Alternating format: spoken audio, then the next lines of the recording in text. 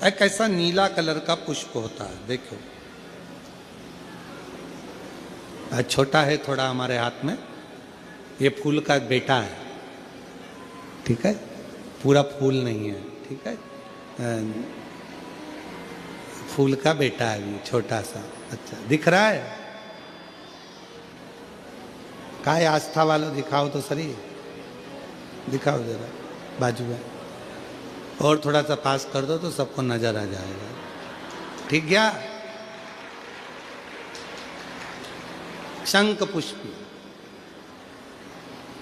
अपारिजात भी बोला जाता है इसको, ठीक है।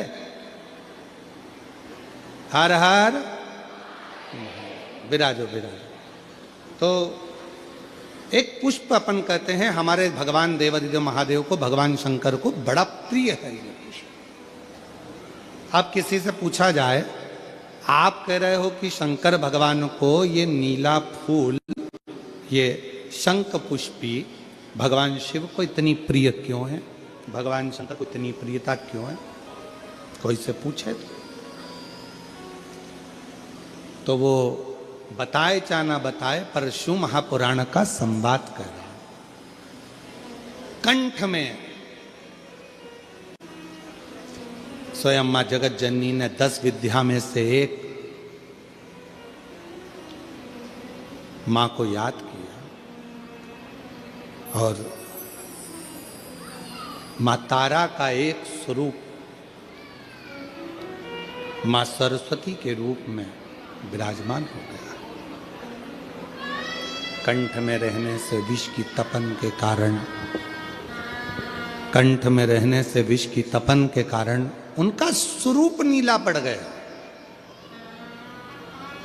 और जब उनका स्वरूप नीला पड़ गया तो भगवान देवादिदेव महादेव ने कहा, सुनो पार्वती, संसार के लोग, भूमंडल में रहने वाला यदि कोई भी मानव जिसकी विवेकता, बुद्धि, विचार, सोच, ज्ञान थोड़ा सा भी अगर उसमें कम है, तो वो नील सरस्वती का यदि आवाहन करे, मां नील सरस्वती स्तोत्र का पाठ करे, मां नील सरस्वती की स्मरण करे, तो उसकी विवेक, उसकी बुद्धि तीव्र होती है, श्रेष्ठ होती है। और सुनो पार्वती, यदि मान लो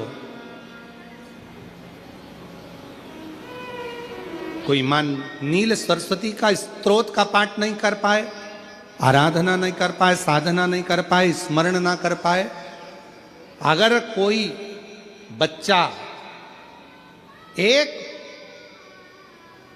शंख पुष्पी पुष्प को समर्पित कर कर जलाधारी पर, और 1 लोटा जल यदि वो समर्पित करता है, और उस जल का आचमन कोई बच्चा नित्य प्रति करता है, तो वो बच्चा धीरे धीरे विद्वत्ता धारण करता ही जाता है। जो याद करता है वो भूलता नहीं।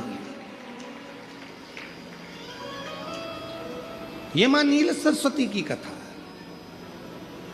2 सरस्वती का दर्शन आपको और हमको होता है, 2 सरस्वती का स्मरण आप और हम करते हैं। एक सरस्वती जो स्वयं श्वेत वस्त्र धारण करी है, हंस पर बैठी हैं, और बड़े आनंद के साथ में मां सरस्वती का सुंदर स्वरूप है। पर एक सरस्वती ऐसी हैं जो नीला उनका स्वरूप है, और नील सरस्वती के रूप में उनकी पूजन होती है, मां नील सरस्वती। महाराज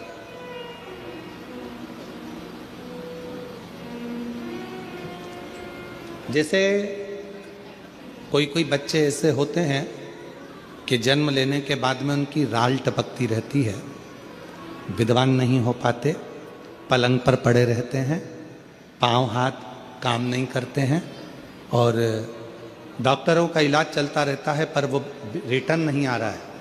ये इनको बढ़ाओ ना। बच्चों की मुख से राल टपकती रहती है, विद्वत्ता नहीं रहती, माइंड थोड़ा सा कमजोर होता है, और शरीर भी उनका थोड़ा शिथिल रहता है शरीर। तो कई लोग कह देते हैं कि ये बच्चा थोड़ा जल्दी जन्म ले लिया, इसलिए ऐसा हो गया, प्रीमेच्योर हो गया, ऐसा हो गया, वैसा हो गया।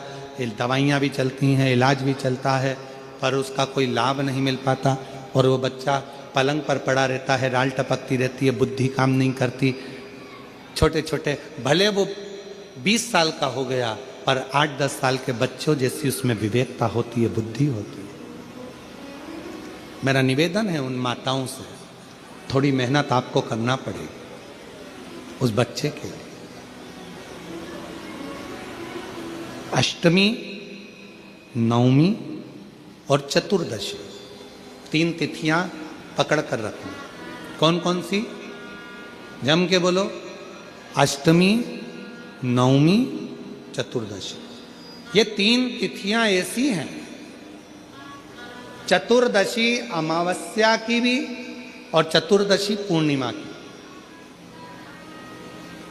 अष्टमी नवमी अमावस्या की भी और अष्टमी नवमी पूर्णिमा की। ये वो तिथियां हैं जिन तिथियों में मां नील सरस्वती का स्तोत्र का पाठ कर कर एक शंख पुष्पी पुष्प, एक अपारिजात का पुष्प जलाधारी पर रखकर 7 बार अगर जल का पात्र से जल चढ़ाया जाए, 3 दिन तक लगातार यदि सुबह दोपहर शाम रोज उस बच्चे को देना चालू करिए, उसके हाथ पैर भी काम करना प्रारंभ करेंगे, उसकी बुद्धि भी काम करना प्रारंभ करेगी।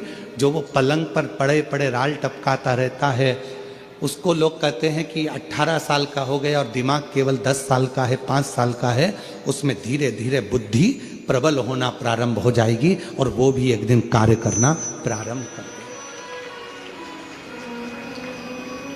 जिसको प्रीमेच्योर बच्चे भी कहते हैं। लोग कहते हैं ये बच्चा जल्दी हो गया था, ये बच्चा बीमार पड़ गया था, बचपन में इसको कोई इंजेक्शन ऐसा लग गया था, बचपन में ऐसा हो गया था, बचपन में वैसा हो गया था, गर्भाशय का जल उसके मुख में चले गया था, तो ये बच्चे की ऐसी गति हो रही है। उस बच्चे के लिए अगर आपके आसपास के क्षेत्र में भी कोई बच्चा ऐसा है तो उसको मां नील सरस्वती का स्मरण जरूर कराएं।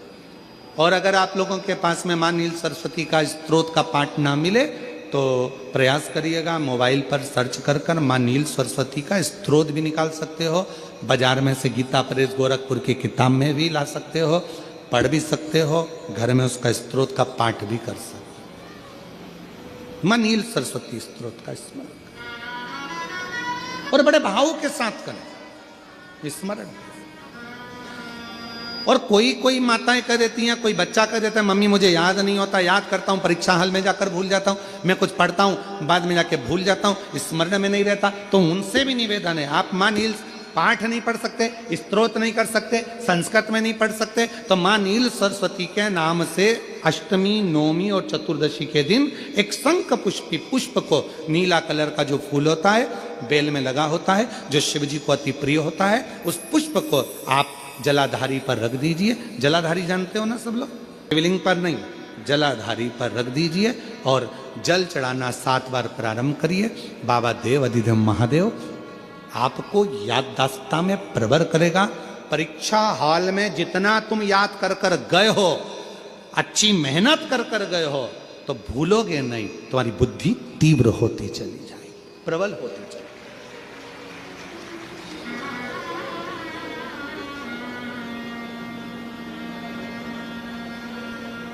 आजकल आयुर्वेद में आप लोग अगर आयुर्वेदिक दवाइयाँ लेते होंगे, आयुर्वेद वालों के पास यदि जाते होंगे, तो वो भी अगर बच्चा पढ़ने में कमज़ोर है, बुद्धि से कमज़ोर है, तो उसको शंख पुष्पी की चाय पीने का भी कहते हैं। बाजार में आती होगी शायद, है? भैया कह रहे हैं कि बाजार में वो चाय भी मिलती है, नीली चाय।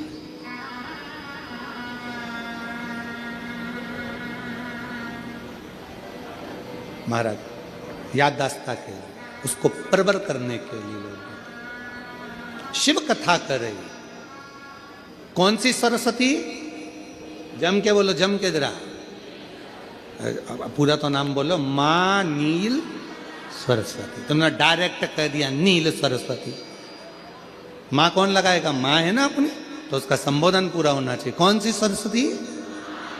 माँ नील सरस्वती का स्मरण सुख देता, आनंद देता, स्मरण सुख देता।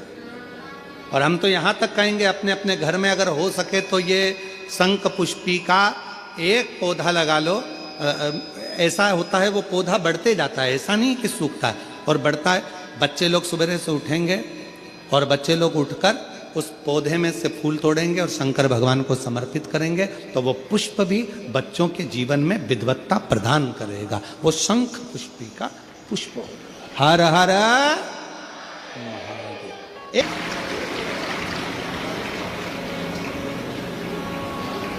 पहले कथा में कहा था, आज फिर कहते हैं, अपने आप पर, अपने पिता पर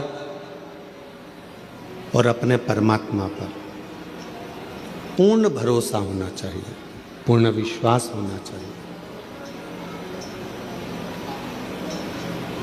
व्यक्ति टूटता कहां से है? जब अपने आप पर उसको भरोसा नहीं रहता,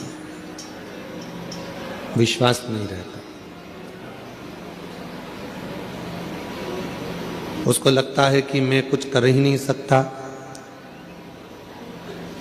ऐसा दुनिया में कोई सिंहासन नहीं है जिस सिंहासन पर आप नहीं बैठ सकते।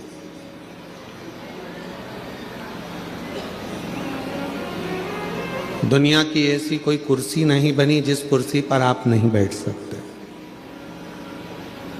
दुनिया का ऐसा कोई पद नहीं बना जिस पद पर आप नहीं बैठ सकते। बस अपने आप में आपको पूर्ण विश्वास करना पड़ेगा और पूर्ण मेहनत करना पड़ेगा, पूर्ण परिश्रम।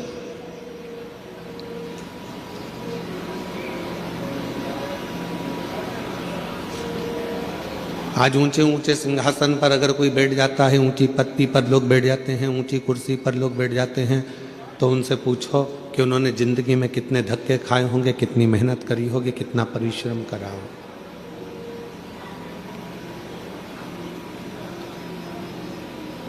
ऐसा कोई संसार में जन्म ही नहीं लिया जिसने पृथ्वी पर आने के बाद में कुछ मेहनत ना करी, जिसने मृत्यु लोक में आने के बाद में कोई संघर्ष ना किया हो, मेहनत ना करी।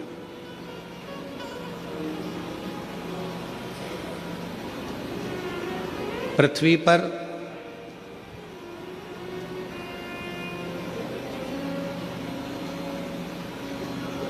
अमीर बनना बहुत सरल है। आप मृत्यु लोक में जन्म लिए हो, पृथ्वी पर आए हो, अमीर बनना बहुत सरल है, बहुत सरल। पर अमीर बनना सरल है, पर अमर बनना सरल है क्या? जम के तो बोलो। लंका के राजा रावण ने भी यह विचार करा था कि मैं अमर बन जाऊं। कंस ने भी यह विचार करा था कि मैं अमर बन जाऊं।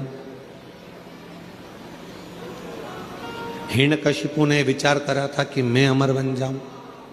हिरण्याक्ष ने यह विचार करा था कि मैं अमर बन जाऊं। अमर बनना कठिन है। अमीर बनना बहुत सरल है, पर अमर बनना कठिन है। पर शिव महापुराण की कथा कहती है कि अमर बनना भी सरल है।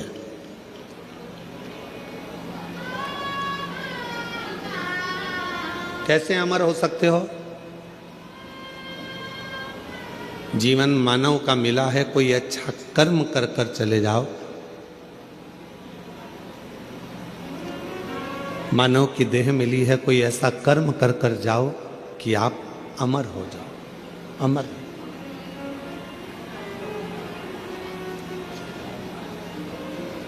आज संत श्री सतगुरुदेव श्री घासीदास बाबा जी की जयंती है। पूरे क्षेत्रवासियों को संपूर्ण सतनामियों को और संपूर्ण क्षेत्रवासियों को जिनके हृदय में सत्य बसता है, ऐसे सभी सतनामियों के चरणों को नमन करते हुए संत श्री घासीदास बाबा की जयंती की पूरे विश्व को बहुत बहुत बधाइयाँ हो। बहुत बहुत। अमीर बनना सरल है, अमर होना कठिन है, पर शिव पुराण की कथा कहती है कि अमर होना भी सरल है। कैसे अमर हो सकते हो? अब की बार जो शिवरात्रि आ रही है फरवरी के महीने में, महाशिवरात्रि, उस शिवरात्रि का हमने नाम दिया है ग्रीन शिवरात्रि। ग्रीन शिवरात्रि का मतलब है कि अभी तक अपन ने शंकर जी को जल चढ़ाया, शिव जी की पूजन करी। इस वर्ष 2026 में महाशिवरात्रि के दिन सबको एक एक वृक्ष लगाना है, बेलपत्री का पौधा लगाना है, उसकी परवरिश करना है, उसको बड़ा करना है, जिससे आप और हम रहें चाहे ना रहें, पर वो बेलपत्री का वृक्ष जब बड़ा हो उसकी पत्तियां टूटकर शिव जी को समर्पित हों और हमारी यह पृथ्वी पूरी हरी भरी हो और लोगों को ऑक्सीजन की जरूरत ना पड़े, वेंटिलेटर की जरूरत ना पड़े, हमारा पूरा देश फिर ग्रीन हो, हरा हो और हरा भरा। इसलिए अमर होने के 4 तरीके बताए। पहले नंबर पर है वृक्ष लगाओ और वृक्ष लगाने की प्रेरणा दो। दूसरे नंबर पर अमर होने का दूसरा साधन बताया। अमर होना चाहते हो तो दूसरा तरीका है, अपने बच्चे को जैसे पढ़ाते हो वैसे ही कोई गरीब का बच्चा जिसको अच्छी एजुकेशन की ज़रूरत है और उसके पास पढ़ने का पैसा नहीं है, अपने पैसे से उस बच्चे को धीरे धीरे पढ़ाना चालू करो। जब वो किसी अच्छे ओहदे पर जाकर बैठ जाएगा, समझ लेना कि आप अमर हो गए, आपकी जिंदगी अमर हो गई, आप अमर हो गए।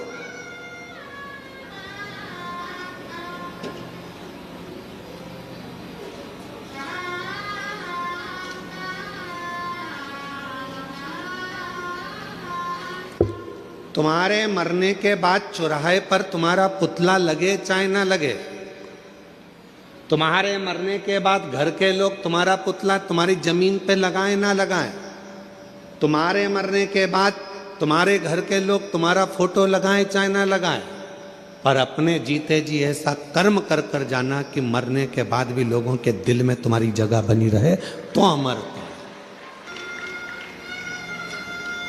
तो आप अमर, वरना अमरता का। तीसरे नंबर पर बताया कि हृदय की मिठास, प्रेम लुटाते चलो, प्रेम देते चलो, अमर। वो एक गीत की लाइन है ना, वो राह में आए जो दीन दुखी, राह में आए जो दीन दुखी, सबको गले से लगाते चलो। ये माइक की गंगा नहीं चल रहा है, बहाते चलो, प्रेम की गंगा बहाते चलो, प्रेम की गंगा बहाते चलो, जोत से जोत जलाते चलो, जोत से जोत जलाते चलो, प्रेम की गंगा बहाते चलो, प्रेम की गंगा बहाते चलो, राह में आए जो दीन दुखी, राह में आए जो दीन सबको गले से लगाते चलो, सबको गले से लगाते चलो। तीसरा साधन है, अपने व्यवहार को मीठा रखिए, प्रेममय रखिए, स्नेहमय रखिए, अच्छा रखिए, व्यवहार श्रेष्ठ रखिए। और चौथा साधन बताया अमर होने का चौथा साधन, अपने बच्चों को अच्छा संस्कार देकर चलिए। जब वो बच्चे अपने संस्कारों में ढल जाएंगे तो समझ लेना कि आप अमर हो गए, आपके बच्चों के संस्कार के रूप में। कौन कौन अमर होना चाहता है, बोलो, हाथ उठाओ जल्दी से। होना चाहते हो अमर? चार साधन में से कोई सा एक साधन ढूंढिएगा। या तो पेड़ लगाइए, या किसी बच्चे को शिक्षा अध्ययन कराइए, या अपने व्यवहार को सुधारिए, या अपने बच्चों को ऐसा संस्कारवान बना दो कि आप चले भी जाओ तो आपके बच्चे संस्कारित रहेंगे, तो आप अमर की अमर रहोगे। आपको कोई भूलेगा नहीं, लोग आपको याद करेंगे। इनके माता पिता भी संस्कारित थे तो बच्चा भी संस्कारित। इनके माता पिता में ये संस्कार था तो बच्चे में ये संस्कार, ये अमरता है, ये अमर हो गया, ये अमर। और करो प्रयास जीवन में अमर होने का। अमीर बनना सरल है पर अमर होना कठिन है। पर शिव महापुराण की कथा कहती है अमर होना भी सरल है। जिसने इन चार में से कोई एक बात को अपनी जिंदगी में उतार लिया तो समझ लो कि वो अमर हो गया, वो अमर हो गया।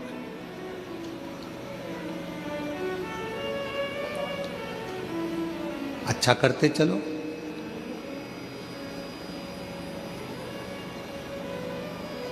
राह में आए जो दीन दुखी, राह में आए जो दीन दुखी, सबको गले से लगाते चलो, सबको गले से लगाते चलो। सबको स्नेह दीजिए, सबको प्रेम दीजिए, सबको करुणा कीजिए, सब पर वात्सल्यता रखिए। जब सब पर प्रेम होगा, सब पर वात्सल्यता होगी, करुणता होगी, तो आप अमर होते चले जाओ। मेरे देवादिदेव महादेव ने माँ पार्वती जी को कौन सी कथा सुनाई थी? जम के बोलो, अमर कथा। कहाँ सुनाई थी? अमरनाथ की गुफा।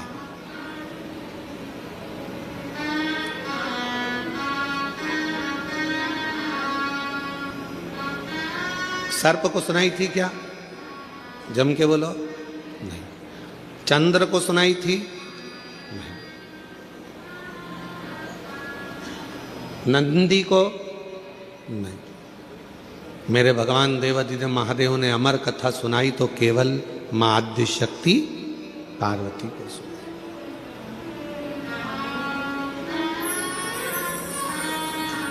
क्यों सुनाई? किस लिए सुनाई? क्या कारण पड़ गया था जो पार्वती को अमर कथा सुनाना पड़ी?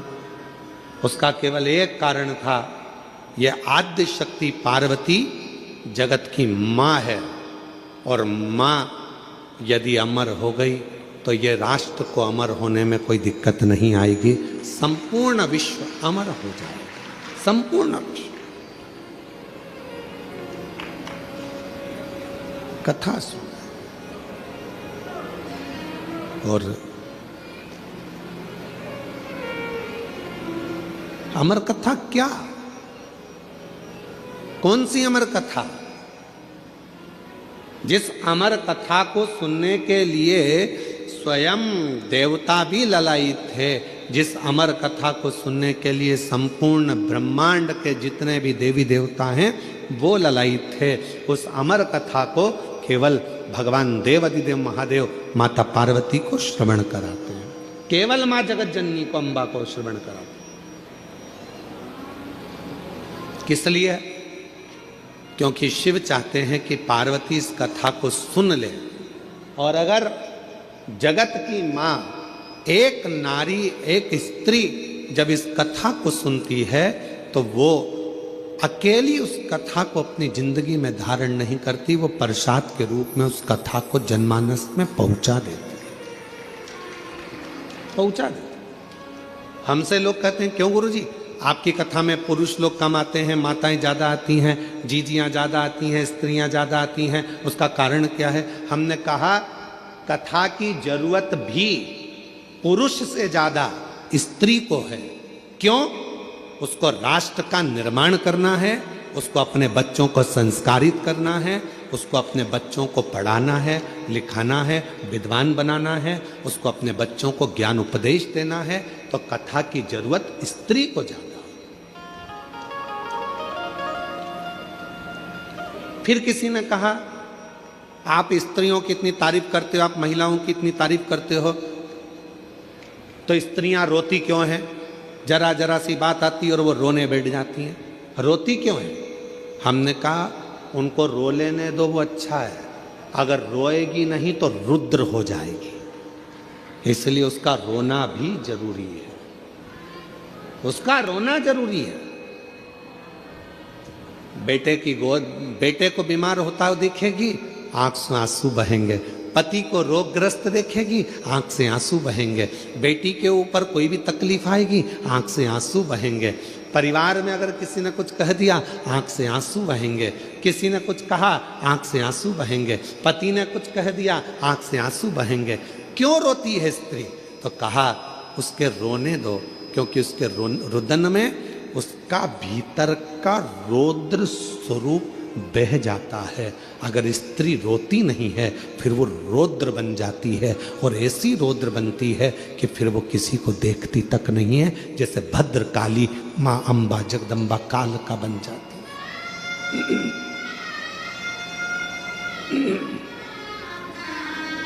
फिर वो भद्रकाली बन गई, वो काल का बन गई।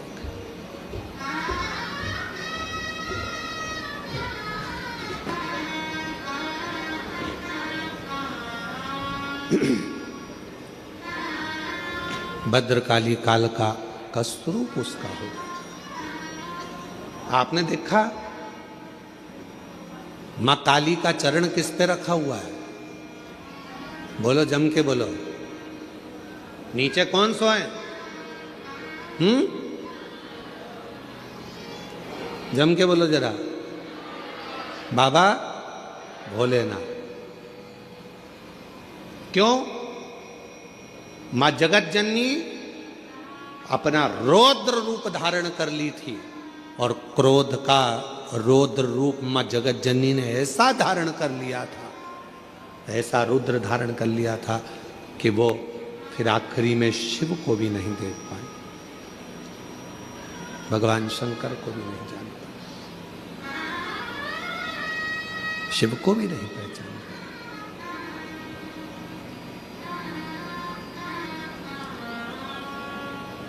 तो अमर कथा पार्वती जी को, अमर कथा केवल जगत जननी जगदम्बा अम्बा पार्वती को सुनाई थी। हाँ, कथा एक स्त्री के जीवन में जब आती है तो वो कथा को जनमानस को परोस देती, परोस।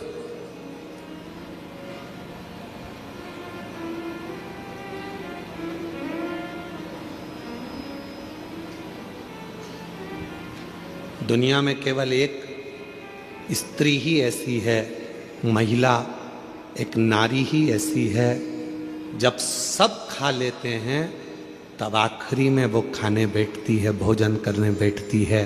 जो मिल गया उसमें भी उसकी तृप्ति होती है, नहीं मिला उसमें भी उसकी तृप्ति होती है। दूसरे को खाता हुआ, प्रेम से भोजन करता हुआ देखकर वो संतुष्ट हो जाती है, वो संतुष्ट हो जाती है। एक नारी एक स्त्री।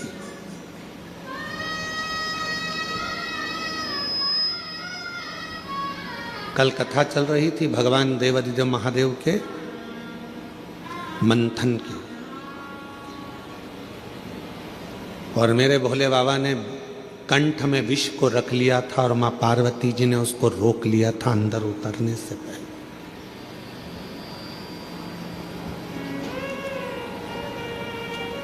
उतरने से पहले रोक लिया था। दुनिया के आधे से ज्यादा क्राइम घर में रहने वाली स्त्री रोक सकती है। घर में रहने वाली नारी, घर में रहने वाली एक महिला दुनिया में होने वाले आधे से ज्यादा क्राइम को रोक सकती है। कैसे रोकेगी? अपने पति को अच्छा उपदेश देकर, उसको समझाकर, अपने बेटे को अच्छा संस्कार देकर, अपनी बेटी को अच्छा ज्ञान देकर, अपने ससुर को अच्छा ज्ञान देकर, अपने पिता को अच्छा उपदेश देकर, अपने भाई को अच्छा ज्ञान देकर, उपदेश देकर। दुनिया में किसी सरकार की इतनी सामर्थ्यता नहीं है जो क्राइम को रोक सके। क्राइम को केवल एक रोक सकती है, वो घर की केवल नारी होती है जो अच्छे संस्कारों से इन क्राइम को रोक सकती है। एक कथा बचपन में पढ़ने को मिली थी, शायद हमें उम्मीद है कि आपने छत्तीसगढ़ वासियों ने भी इस कथा को जरूर पढ़ा होगा। हमने पढ़ा है अपने बचपन में, तो तुमने भी पढ़ा होगा।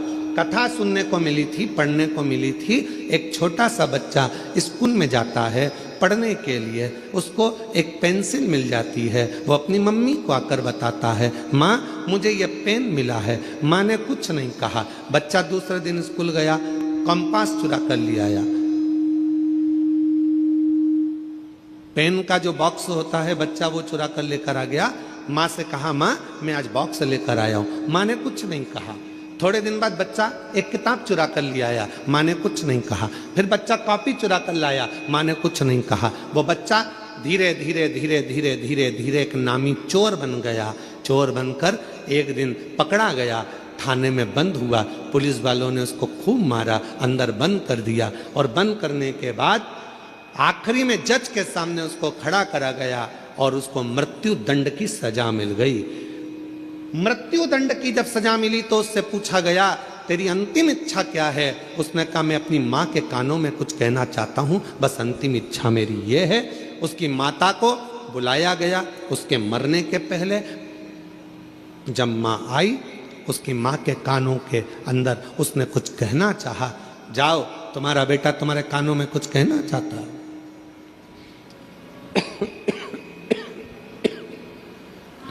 माँ ने कान आगे करा। बच्चे ने गला पकड़ रहा है माइक भाई। बच्चे ने मां के कानों को पकड़ा दांतों से। इतना तेज उस लड़के ने अपनी मां के कानों को काटा कि उसमें से रक्त निकलने लगा। पुलिस वालों ने उसको छुड़ाया। बा मुश्किल से वो कान दांतों से छूटा। आखिरी में पुलिस वालों ने पूछा कि ये तेरी माँ है और तूने इसको दांतों से काट दिया? तो कहा, आज सूली पर चढ़ाने वाली भी ये मेरी माँ है। जिस दिन मैं पहली बार चोरी कर कर आया था, मेरी माँ मेरे गाल पर थप्पड़ मार देती तो शायद आज मुझे फांसी की सजा नहीं मिलती। आज मुझे फांसी की सजा नहीं मिलती। दुनिया में कोई ऐसी सरकार नहीं है जो क्राइम को रोक सके। क्राइम को अगर रोक सकती है तो वो घर की नारी रोक सकती है। अपने भाई को समझाकर, पिता को समझाकर, बच्चों को समझाकर, अच्छे संस्कार देकर, प्रेम देकर, स्नेह देकर अपने बच्चों को गलत जगह से रोक कर वो क्राइम को रोक सकती है। केवल एक स्त्री, केवल एक नारी।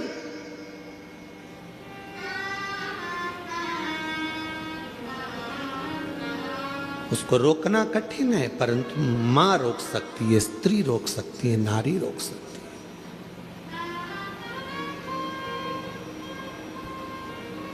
कितना विचित्र प्रसंग है। विनायक का सिर किसने काटा था? जम के बोलो जरा। गणेश जी का सिर किसने काटा था? शंकर भगवान।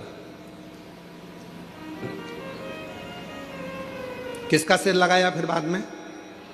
हाथी का।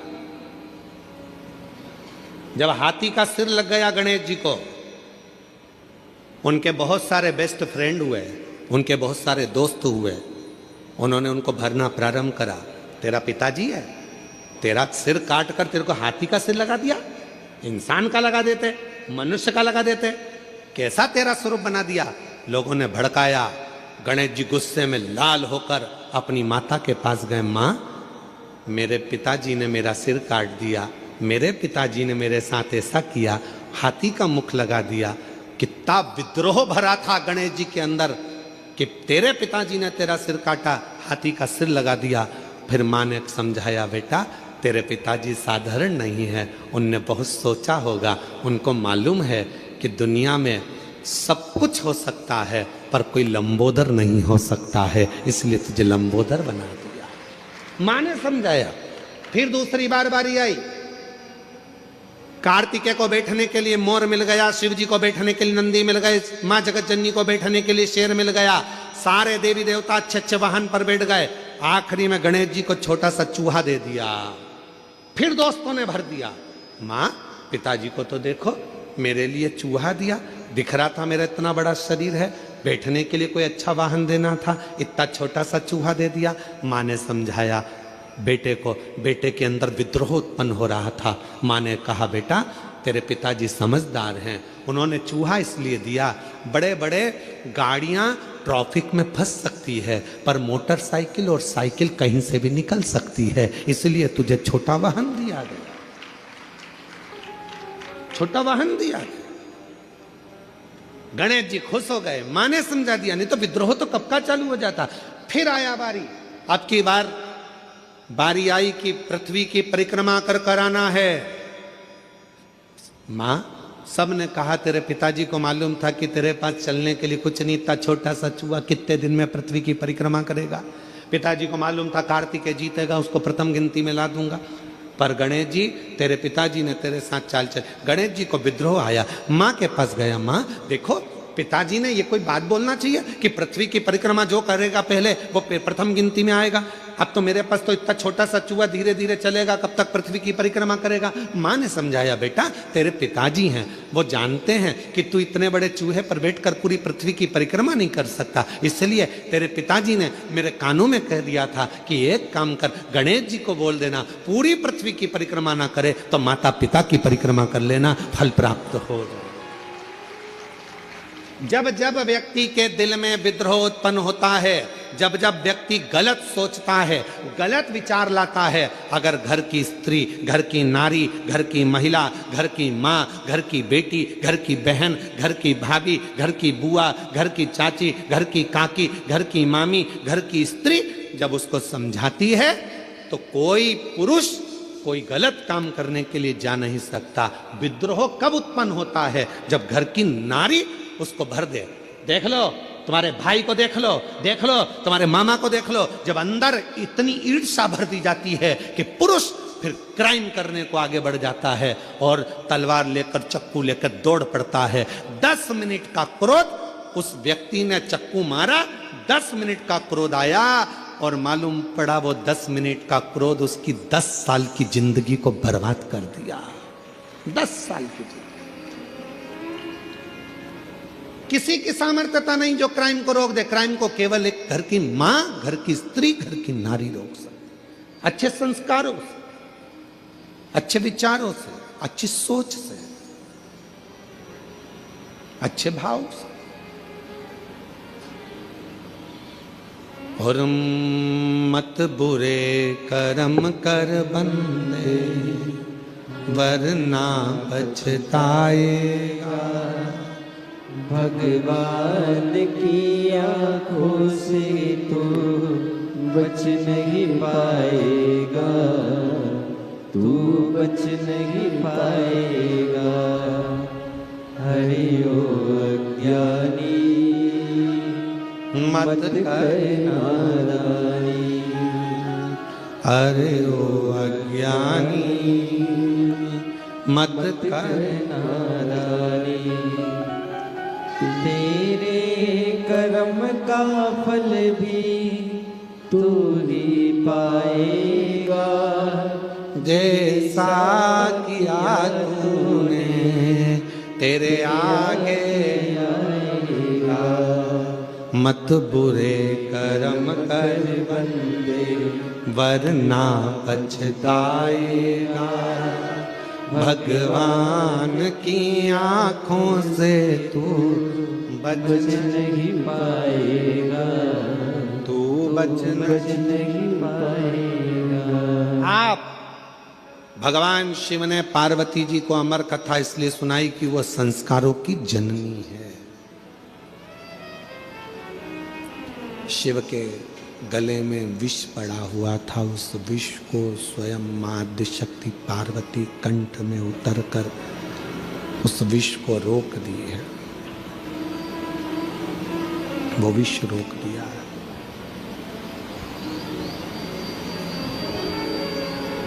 अगर वो विष नीचे उतर जाता तो भगवान शंकर जी के प्राण, क्योंकि हलाहल विष था, हलाहल विष, शिव के प्राण जा सकते थे। पार्वती जी कंठ पर बैठ गई और विष को नीचे नहीं उतरने दिया। विष नीचे नहीं उतरा।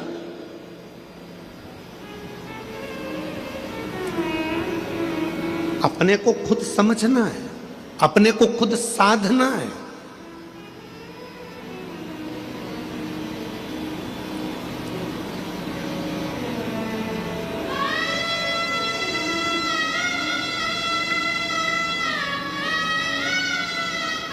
माताओं की आदत रहती है, वो अपने बच्चे को हमेशा डांटती रहती है, तेरे बस का कुछ नहीं है, कुछ नहीं कर सकता तू,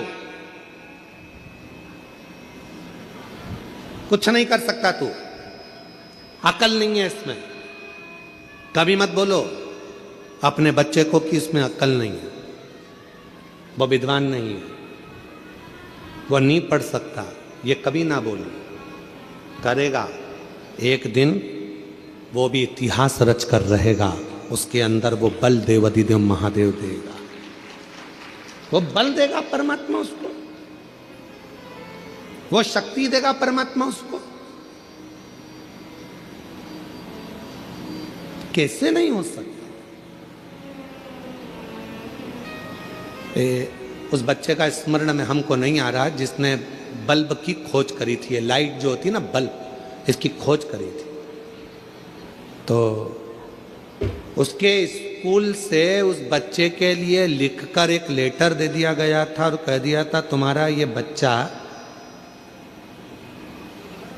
बहुत ज़्यादा विद्वान नहीं है, अक्ल नहीं है, मूर्ख है, इस बच्चे को तुम अब कभी स्कूल मत भेजना, इसको निकाल दिया गया। माँ को लाकर लेटर दिया तो माँ ने पढ़ा, बच्चे ने पूछा माँ इसमें क्या लिखा है, माँ ने कुछ नहीं बताया, कहा तुम्हारा बेटा पढ़ने में बड़ा होशियार है, हमारा स्कूल इस बच्चे के लायक नहीं है, बच्चे के लायक हमारा स्कूल नहीं है।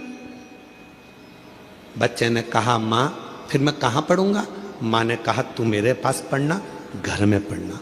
माँ ने अपने बच्चे को इतना पढ़ाया, इतना विद्वान बनाया कि वो बच्चा खुद एक अच्छा साइंटिस्ट बनकर बल्ब की खोज कर लेता है और पूरे विश्व को प्रकाशमय कर देता है। जब मां मर गई, माता के प्राण चले गए, उसने अलमारी खोली, माता की अलमारी में से डब्बा निकला, डब्बे में से वो लेटर निकला जो उसको स्कूल में दिया गया था। उस लेटर को जब उस बच्चे ने पढ़ा तो उसमें लिखा था कि आपका बच्चा विद्वान नहीं है, उसमें गुण नहीं है पढ़ने के, वो बहुत कमज़ोर है, हमारा स्कूल इसको नहीं पढ़ा सकता, इसको घर ले जाओ, हमारे स्कूल से इस बच्चे की हम टीसी निकाल रहे हैं, इस बच्चे को दे रहे।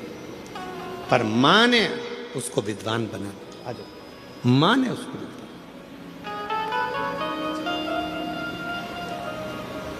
अब ये माँ है ना, इनने भी अपने बेटे से कहा ना कि वो सियोर वाला बाबा कहता है मेहनत को 4 गुना करो, पढ़ाई रात दिन करो, 2-4 नंबर से अगर रुक रहे हो फिर मेहनत करो। और इतनी मेहनत करवाई अपने बेटे से कि आज बेटे का पुलिस में सिलेक्शन हो गया। एक बार जोरदार ताली। अमीर बनना सरल है, अमर होना जम के बोलो कठिन है। पर जिसने 4 बातों को स्मरण कर लिया वो भी अमर हो गया। अमर होने के लिए कुछ नहीं कर सकते तो एक काम तो जरूर करना। क्या करना है अपने को? एक पेड़ लगाना, वृक्षारोपण करना, भारत की भूमि को फिर ग्रीन करना, हरा भरा करना, फिर करना, अमर होना। पार्वती जी कंठ में पहुंच गई और मां आद्य शक्ति पार्वती जी ने कंठ में जाकर विष को रोक दिया। विष को रोका, विष रुका है। अगर मां नहीं पहुंचती तो विष नीचे उतर जाता। मां ने उसको कंठ पर रोक दिया। कंठ।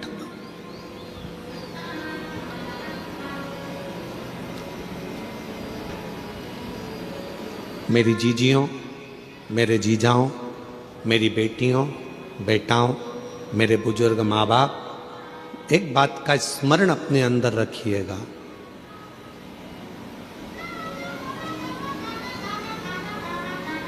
क्लेश को, अशांति को, अपशब्द को, बेकार विचारों को, बेकार सोच को आप घर के बाहर रखिए, घर के भीतर नहीं। घर के भीतर नहीं।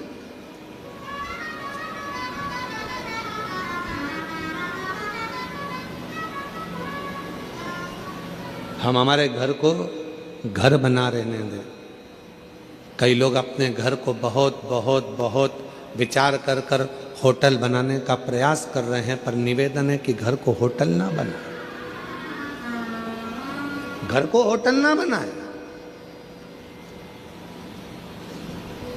हम बेटियों से भी कई बार कहते हैं आप अपने माता पिता के द्वारा पढ़ते हो, माँ बाप आपको पढ़ाते हैं, माता पिता अच्छी शिक्षा दिलवाते हैं, माता पिता कॉलेज पहुंचाते हैं, माता पिता अच्छे आपको कपड़े पहनाते हैं, माता पिता आपको खूब संभाल कर रखते हैं, खूब व्यवस्था करते हैं।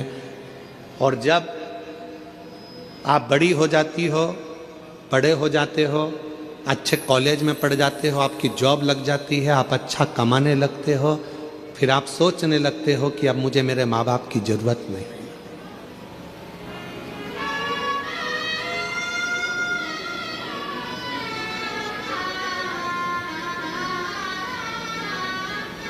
हमने एक बात पहले भी कही थी, आज फिर कहते हैं। ये जितनी अदालत में शादियां हो रही हैं, हम उसका विरोध कभी नहीं करते। हम नहीं करते। खूब करो, अदालत में शादी करो, मना नहीं है, कोर्ट मैरिज करो, मना नहीं है, पर कोर्ट में भी जहां जहां पर बेटा बेटी अपनी शादियां करते हैं उस जगह पर एक नियम लागू होना चाहिए कि तुम्हारी शादी में तुम्हारे माँ बाप का होना जरूरी है। बाप का घर, पिता का घर, माँ का घर कोई होटल नहीं है कि तुम रहे, बचपन निकाला, पढ़ाई करी, माँ बाप का खर्चा करा, खूब पढ़े, अच्छे कपड़े पहने, माँ बाप ने अच्छे कॉलेज में पढ़ाया, स्कूल में पढ़ाया, विद्वान बनाया, सर्विस लगाई, नौकरी लगाई, बाहर शहर में भेज दिया, और बाद में जब तुम्हारा संबंध का समय आया तो तुमने अपने माँ बाप के चेहरे पर कालिक पोंछ दी और तुम चले गए शादी करने के लिए। कम से कम एक नियम तो होना चाहिए कि जिस माँ की कोख से तुम निकले हो, जिस माँ ने तुम्हें गोदी में रखा है, जिस बाप ने अपनी पूरी पूंजी तुम्हारे परवरिश में लगा दी, तुम्हारी एक खुशी में क्या तुम्हारे माँ बाप शामिल नहीं हो सकते? क्या माता पिता नहीं हो सकते? घर को होटल मत बनाओ। घर होटल नहीं है कि यहां बड़े होगे और बाद में मन का करोगे, नहीं। प्रत्येक बेटी को नियम लेना चाहिए, चाहे किसी भी कॉलेज में पढ़े हो, किसी भी स्कूल में पढ़े हो, कितनी भी उच्च पद पर बैठकर तुम नौकरी कर रहे हो, पर कितने भी तुम्हारे फ्रेंड बन जाएं, कितने भी दोस्त बन जाएं, किसी की बॉडी देखकर, किसी की गाड़ी देखकर और किसी विधर्मी के चक्कर में ना आकर निर्णय देना कि शादी तो मैं अपने माँ बाप के कहने पर करूंगी, चाहे कुछ भी कर दो।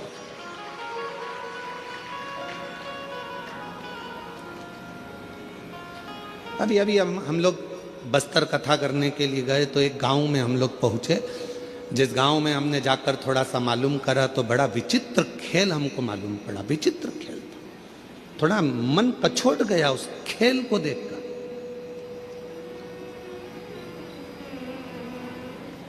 कि गांव की साधारण बेटियों को सामान बेचने के बहाने साइकिल पर, मोटरसाइकिल पर सामान रखते हैं, तिलक लगाते हैं, कंठी पहनते हैं, सामान बेचने के बहाने आते हैं और गांव की भोली भाली बेचारी बेटियों को अपने झांसे में लेकर उससे विवाह कर लेते हैं और बाद में लव जिहाद तो करा ही करा, पर साथ में लैंड जिहाद भी करा।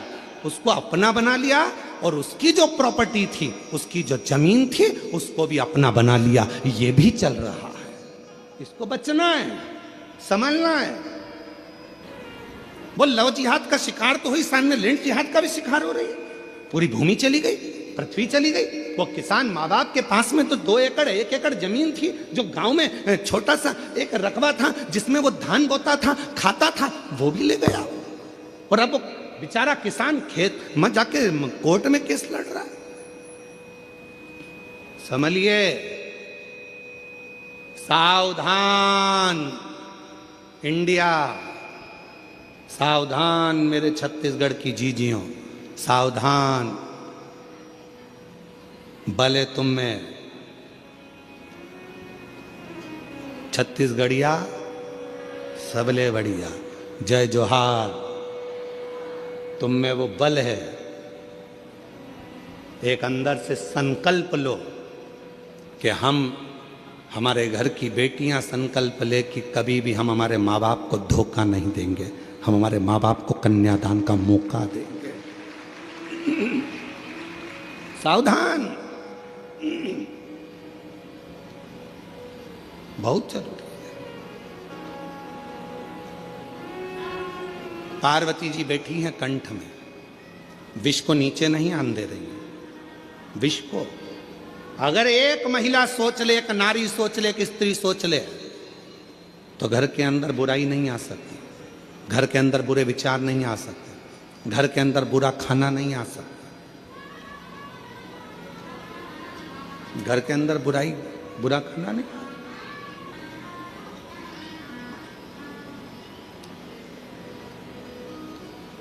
बुराइयां किसके घर में प्रवेश करती हैं? जहां बुरे विचार इकट्ठे होना चालू हो जाते हैं। बुरे विचार। कितने लोग बैठे हैं यहां पर जो रोज नहाते हैं?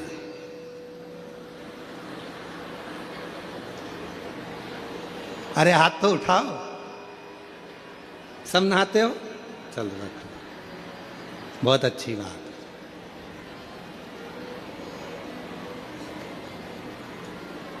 कितने लोग बैठे हैं यहां पर जो रोज साबुन लगा के नहाते हैं? सभी साबुन लगा के नहाते हो? नहा दो, रख लो। काय के लिए नहाते हो? कोई ने तुमको नहाने का बोला? जम के बोलो नहीं। नहा क्यों रहे हो? शरीर पे गुरुजी मेल जम जाएगा। एक दिन नहीं नहाएंगे फिर मेल जमेगा, 2 दिन नहीं नहाएंगे फिर मेल जमेगा, 3 दिन नहीं नहाएंगे फिर मेल जमेगा। इतना मेल जम जाएगा तो जरा सा पानी डले ने यूं रगड़ो तो बत्ती बत्ती निकले, बत्ती बत्ती ऐसी। और इतना मेल जम जाए तो यहाँ रगड़ो नहीं तो ही बत्ती दिखे दादा, तो ही बत्ती। इसलिए नहाना, बोलो बोलो, जरूर।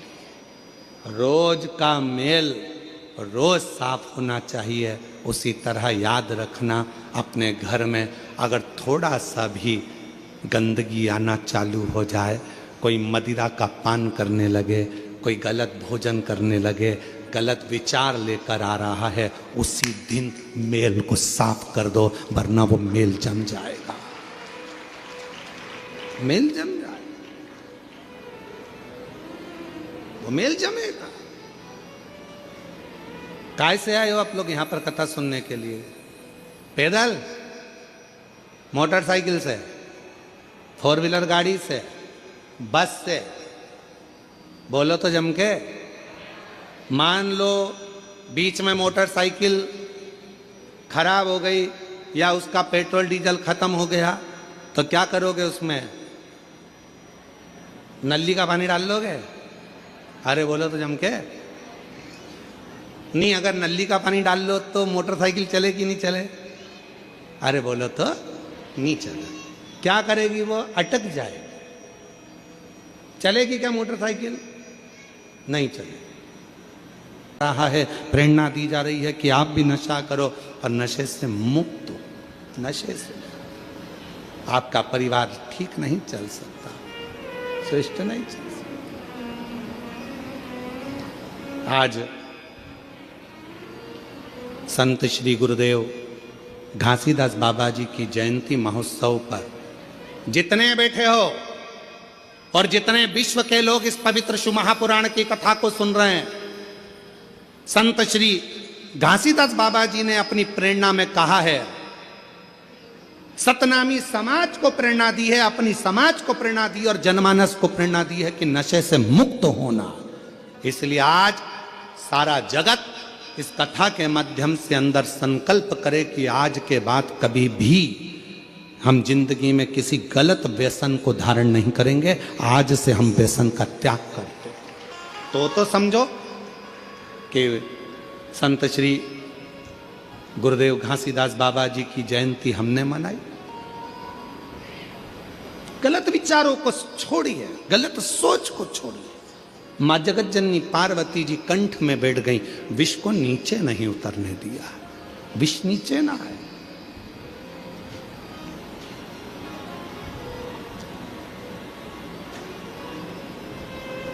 ये विष जब नीचे उतरेगा तो बर्बाद कर देगा, बर्बाद।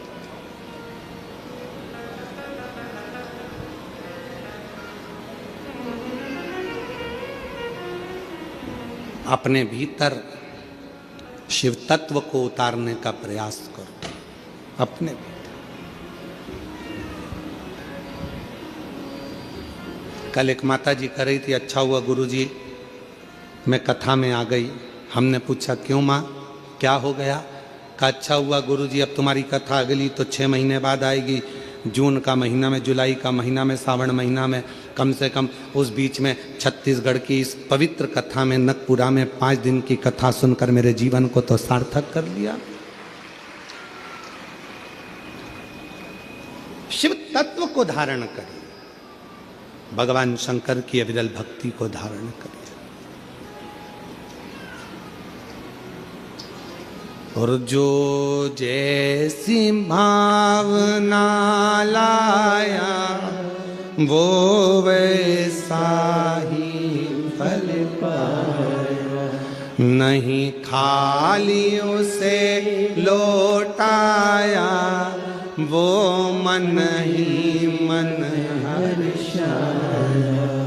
और कर दिया माला माल काशी वाले, लुटा दिया भंडार काशी वाले। ये शिव उपासना का एक फल है।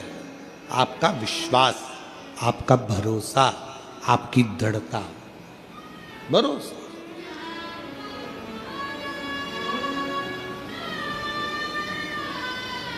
डेढ़ 150 एकड़ के इस ग्राउंड में यह कथा हो रही है। शायद छत्तीसगढ़ का यह सबसे बड़ा ग्राउंड होगा जिसके अंदर यह कथा हो रही है। 150 एकड़ का यह ग्राउंड। और पंडालों के बाहर इधर भी देख लो, उधर भी देख लो, उधर भी देख लो, जहां तक देखोगे वहां शिव भक्त ही शिव भक्त बैठे हैं। और मेरी जीजियां कितने भाव से, धूप भी हो रही है, अपना छाता, अपनी पानी की 2 बाटल, अपने बिछाने का आसन अपने साथ लेकर चलती है, बैठ जाती है, अपना टेंट खुद लगाती है, कथा सुनती है और भगवान का भजन करती है। कोई मत, अपनी सादगी से, अपनी सादगी।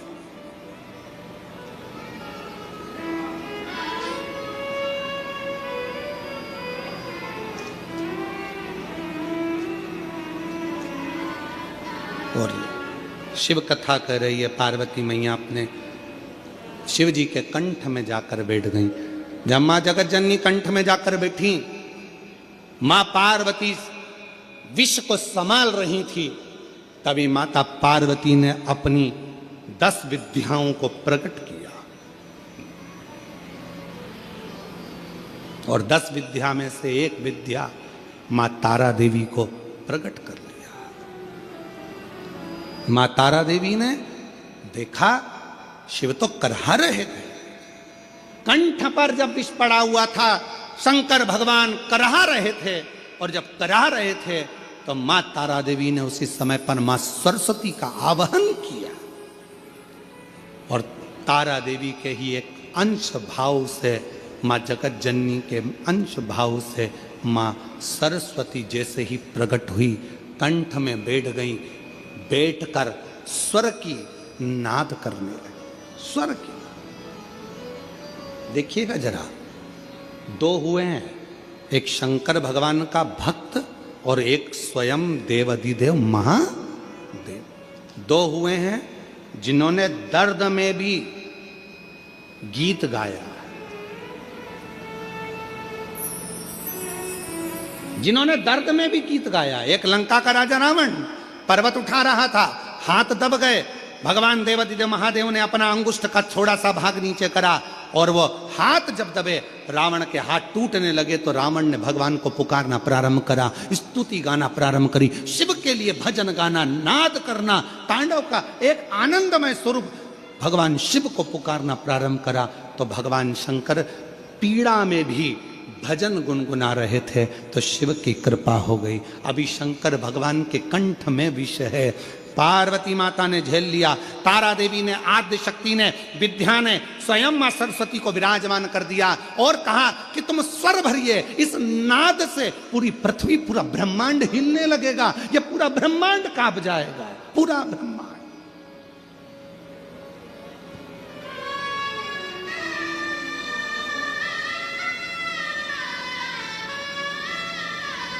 और ये पूरा ब्रह्मांड हिलेगा, इसलिए शिव के नाद में भी आप स्वर दीजिए, स्वर। और सत्यता है मेरी जीजियों, अगर शिव महापुराण में लोग कहते हैं शिव पुराण में क्या है, शंकर की कथा में क्या है, शिव पंडाल में बैठकर कथा सुनने में क्या है, कथा बैठकर सुनने में क्या मिलेगा, क्या प्राप्त होगा, कैसे मिलेगा, क्या मिलेगा।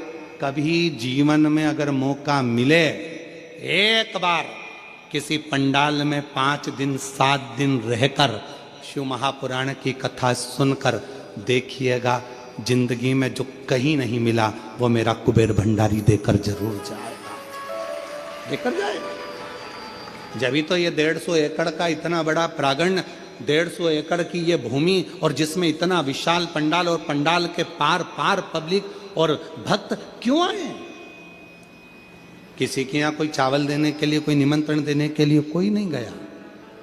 बोलो आपके यहाँ कोई आया था क्या निमंत्रण देने? जम के तो बोलो जरा। नहीं। कोई पत्रिका देने आया था? कोई प्रचार किया था तुम्हारे गांव में आके माइक से? कोई होर्डिंग लगाया था तुम्हारे गांव में आकर किसी ने? कुछ भी नहीं। ना किसी गांव में होर्डिंग लगा, ना पत्रिका गई, ना चावल गया, ना निमंत्रण गया, ना कुछ गया। जैसे शक्कर के डब्बे को चींटी ढूंढती है, उसी तरह शंकर का भक्त शंकर की कथा को ढूंढकर पहुंच जाता है। उसको तो बस मालूम होना चाहिए कि मेरा शिव कहाँ है, कहाँ बैठा है, उसका भजन मुझे कहाँ करना है, कैसे प्राप्त करना है। एक लोटा जल, आवाज नहीं आई, एक लोटा जल, बोल बम का नारा है, श्री शिवाय नमस्ते। शिव को भजा, शंकर। और महाराज सरस्वती ने स्वर देना प्रारंभ करा, और जो सरस्वती ने स्वर दिया, कंठ में विराजमान होकर बेटी साधना तप कर रही।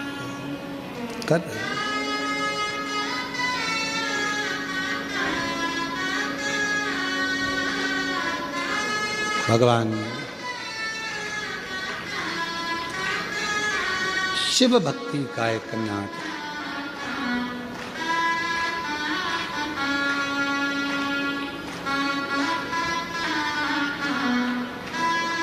और जब भगवान देवादिदेव महादेव को मां सरस्वती ने कंठ में बैठकर जब नाद किया, नाद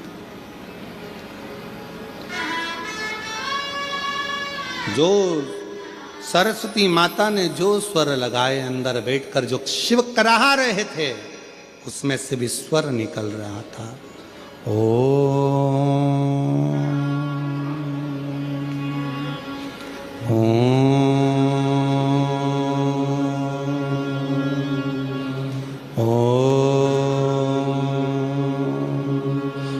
उस कराहने में भी स्वर निकल रहा है, शिव के शब्द निकल रहे हैं।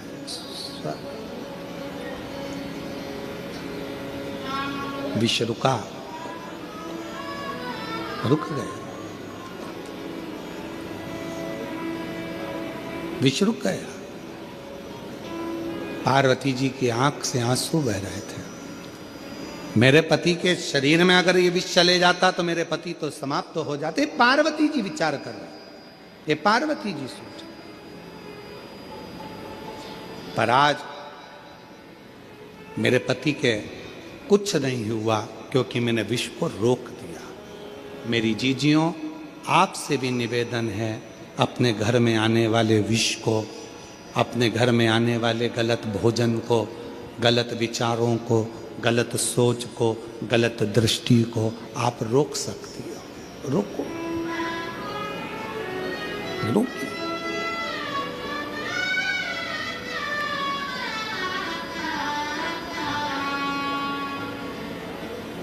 जब रुकेगा सुख अपने आप उत्पन्न होगा, अपने आनंद अपने आप उत्पन्न होगा। उसको रोकिए।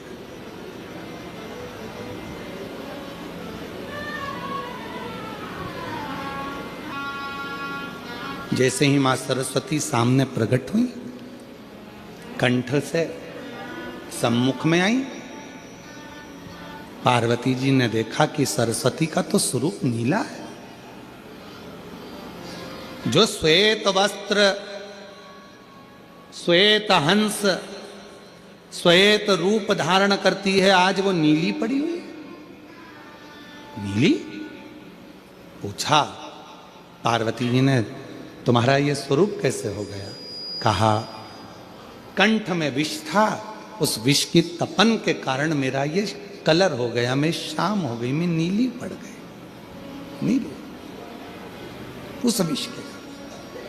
शिव जी प्रकट सामने आए, नील सरस्वती का दर्शन किया, और दर्शन कर कर भगवान देवादिदेव महादेव ने कहा, हे सरस्वती, तुम मेरे कंठ में बैठकर नीली पड़ गई हो, नील पड़ गई। आज से तुम्हारा नाम नील सरस्वती के रूप में पूजा जाएगा। 2 सरस्वती हुई हैं। एक जो ब्रह्मा जी के पास में आप माता ब्रह्माणी के रूप में मां सरस्वती का दर्शन करते हो, कराए आप लोगों ने? फोटो देखा है मां सरस्वती का? जम के तो बोलो, सबने करा है ना? एक सरस्वती माता का वो स्वरूप, और एक मां सरस्वती का वो स्वरूप जो कंठ में रहकर माता का कलर नीला पड़ गया, जिसको मां नील सरस्वती के नाम से पुकारा जाता है। बोल मां नील सरस्वती माता की। जो माता का कलर नीला पड़ गया, मां नीले स्वरूप में हो गई, मां नील सरस्वती। महाराज ऋषि वशिष्ठ जी ने सबसे ज्यादा यदि साधना किसी की करी है तो मां नील सरस्वती की करी है, मां नील सरस्वती। और पूरे भारत में केवल उज्जैनी सांदीपनी ऋषि बाबा की भूमि, महाकाल राजा की धरा एक ऐसी है जहां पर पूरे भारत में केवल एक मंदिर ही मां नील सरस्वती का, वाग देवी का मंदिर आज भी उज्जैनी में अवंतिकापुरी में विराजमान है। पूरे विश्व में, पूरे भारत में केवल नील सरस्वती का एक ही मंदिर है जो अवंतिकापुरी में वाग देवी मां सरस्वती का, नील सरस्वती का मंदिर है। आज पूरे भारत केवल एक सरस्वती है जिनका स्वरूप नीला है, जिनकी आराधना ऋषि वशिष्ठ जी ने करी है, जिनकी तप साधना, जिनकी आराधना स्वयं भगवान देवादिदेव महादेव कहते हैं, सुनो हे जगत जननी पार्वती, हे तारा, 10 विद्याओं में से तुम एक विद्या हो और तुमने इस सरस्वती को प्रकट किया है, तुम्हारा ही स्वरूप है। मैं वर देता हूं जो इस नील सरस्वती की आराधना, साधना, स्मरण, स्तोत्र जप करेगा, पाठ करेगा, उच्चारण करेगा, उसको कभी ज्ञान की, कभी बुद्धि की, कभी विवेक की, कभी कमी ना हो, कभी कमी। एक मीडिया वाले ने पूछा कि आपने कभी भगवान को आनंद पाया है? हमने कहा कि दुनिया में शायद मैं बहुत किस्मत वाला हूं, दुनिया में शायद मेरे बराबर कोई किस्मत वाला नहीं होगा कि मैंने भगवान के कंधे पर बैठकर भगवान का दर्शन किया। दुनिया में मेरे बराबर कोई किस्मत वाला नहीं होगा कि मैंने भगवान के कंधे पर बैठकर भगवान का दर्शन किया है। जब हम मंदिर में, कई मंदिरों में मेला लगता था और दर्शन करने जाते थे, हम छोटे थे तो मेले में भीड़ बहुत होती थी, तो मेरे पापा, मेरे पिताजी मुझे कंधे पर बिठाकर भगवान का दर्शन कराते थे। तो भगवान के कंधे पर बैठकर भगवान का दर्शन किया।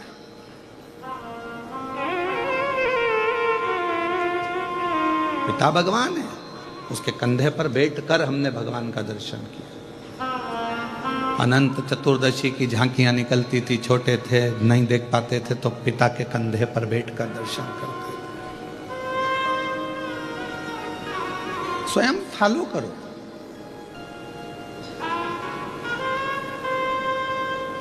एक शंकर भगवान को और एक शंकर के भक्त को दुनिया बहुत बाद में पहचानती है। जैसे जगत गुरु शंकराचार्य जी थे, जब तक उनको नहीं पहचाना, लोगों ने उनको शास्त्रार्थ करने के लिए चुनौती देते रहे। जहां जाते थे वहां उनको चुनौतियां सामने आ जाती थी। सामने हमसे शास्त्रार्थ करो, ये जवाब दो, वो जवाब दो। शंकर, जगत गुरु शंकराचार्य जी स्वयं शिव का एक अंश है। आज भी भारत भूमि की जो 4 पीठ हैं, जिन पे 4 शंकराचार्य विराजमान है, वो मेरे शंकर का एक अंश है, शिव का रूप है। और आज दुनिया के लोग उनके ऊपर उंगली उठाकर कह देते हैं कि हमारे से शास्त्रार्थ करो या हमको ये कहो। अरे उनको पहचानो, वो जगत गुरु शंकराचार्य जी की 4 गादी पर विराजमान है और वो संपूर्ण विश्व का गौरव है, भारत की भूमि का गौरव है। 4 पीठ के 4 शंकराचार्य, हम उनको जान नहीं पाते।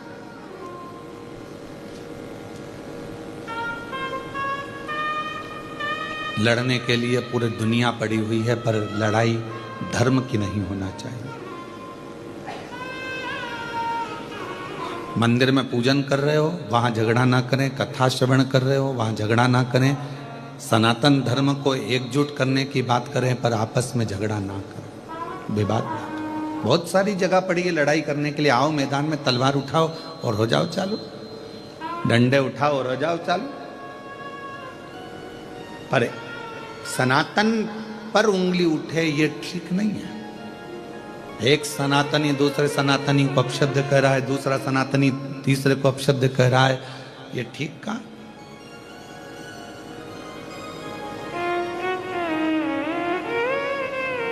हिंदू धर्म की एकता सनातन की एकता, ये हमारे जीवन को एक आने वाले समय को श्रेष्ठ बनाए।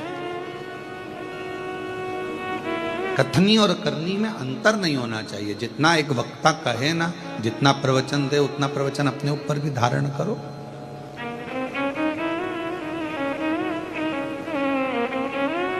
स्वयं पर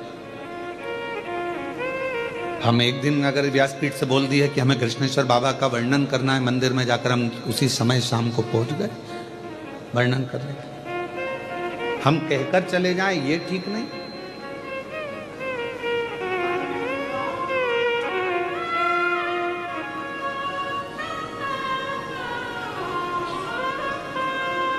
शिव को पहचानो, शंकर भगवान को जानो, शिव भक्त को जानो। पितरों के स्वामी आर्यमा जी गणेश जी के पास आए और गणेश जी ने उनसे कहा कि मेरे माता पिता तो भ्रमण के लिए गए,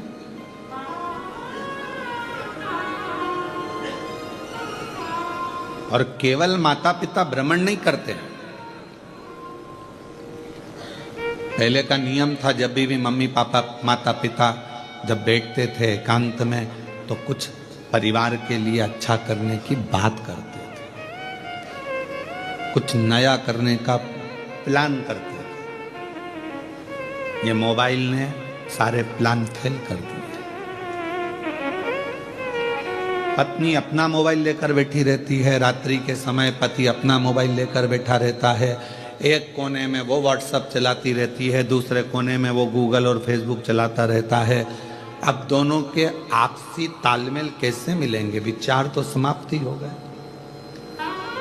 बच्चों के लिए कुछ नया सोचने का मन नहीं है, बस पढ़ रहे हैं बच्चे, पढ़ा रहे हैं, ठीक है, स्कूल गए हैं, चले गए हैं। जो है आपस में आप लोग एक दूसरे से कक्ष के अंदर कमरे में अगर मिले हो तो थोड़ी देर बैठकर बात तो करो कि हमको आगे की प्लानिंग क्या करना है, आगे क्या करना है। हमारा पूरा समय हम मोबाइल को दे दिए, व्हाट्सएप को और फेसबुक गूगल को दे दिया। कितने भी आपके फ्रेंड बना लो इंस्टाग्राम पर, कितने भी आपके फ्रेंड बना लो व्हाट्सएप पर, कितने भी आपके फ्रेंड बना लो फेसबुक पर, कितने भी आपके फ्रेंड बना लो गूगल पर, कितने भी आपके फ्रेंड बना लो आप पूरे मोबाइल पर याद रखना, जब बीमार पड़ोगे, हॉस्पिटल में पड़े रहोगे, पूरे मोबाइल का एक भी दोस्त तुम्हारे पास खड़ा हो तो बता देना, खड़ी वो पत्नी ही रहेगी। जिसको तुमने टाइम नहीं दिया वो पत्नी, जिसको तुमने टाइम नहीं दिया वो पति, जिसको तुमने टाइम नहीं दिया वो सास, जिसको तुमने टाइम नहीं दिया वो ससुर, जिसको तुमने टाइम नहीं दिया वो मम्मी, जिसको टाइम नहीं दिया वो पापा। आखिरी में खड़े केवल परिवार का ही व्यक्ति रहेगा। बाकी के जितने मोबाइल पे जुड़े वो बाद में लिखने को तैयार मिलेंगे, ओम शांति। भैया तुम कहां चले गए? बस कितने दिन लिखेंगे? एक दिन, क्योंकि उनको मालूम अब तो कोई इंस्टाग्राम चलाने वाला नहीं, इसका कौन फेसबुक यूट्यूब, बात खत्म। और हम उनको समय दे रहे हैं जो हमको समय दे ही नहीं पाए।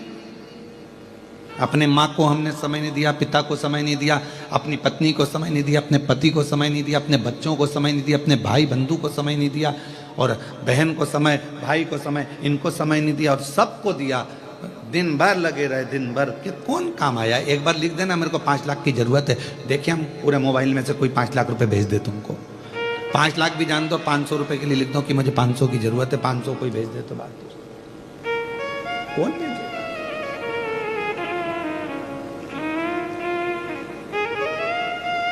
आप जिसको समय दोगे वो तुम्हें समय देगा। यहां कथा में बैठकर आप फालतू का समय बर्बाद नहीं कर रहे, आप शिव को समय दे रहे हो, शंकर जी को समय दे रहे हो, तो मेरा शंकर भगवान भी तुम्हारी दुख की घड़ी में समय जरूर दे। और क्या चाहिए?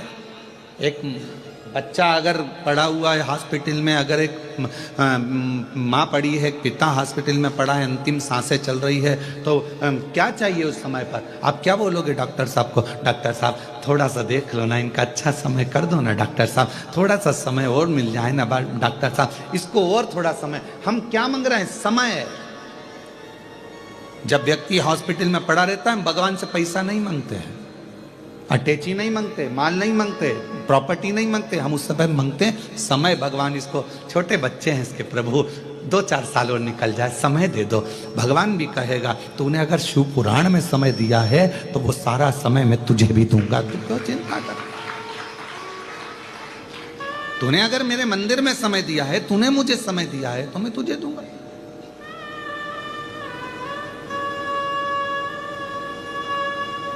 एक नवीन नाम का एक लड़का था, ब्राह्मण पांडित्य कर्म करता था। नवीन बहुत पुराना है, हमारे पास में रहा। फिर बाद में उसने अपने गांव चले गया और वहाँ उसने अपना कार्य चालू कर दिया, पांडित कर्म आदि, पूजन आदि का।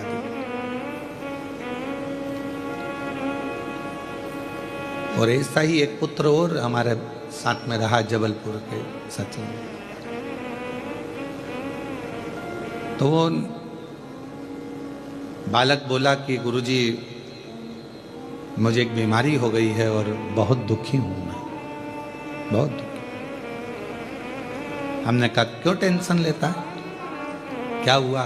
डॉक्टर ने कह दिया कि मैं केवल 2-3 महीने का हूं। मैंने कहा डॉक्टर बोला है ना, शिव तो नहीं बोला ना। तो हमारे साथ में इतने साल रहा, तूने सेवा करी, बिना विचारे बिना सोचे, तो क्यों चिंता करता?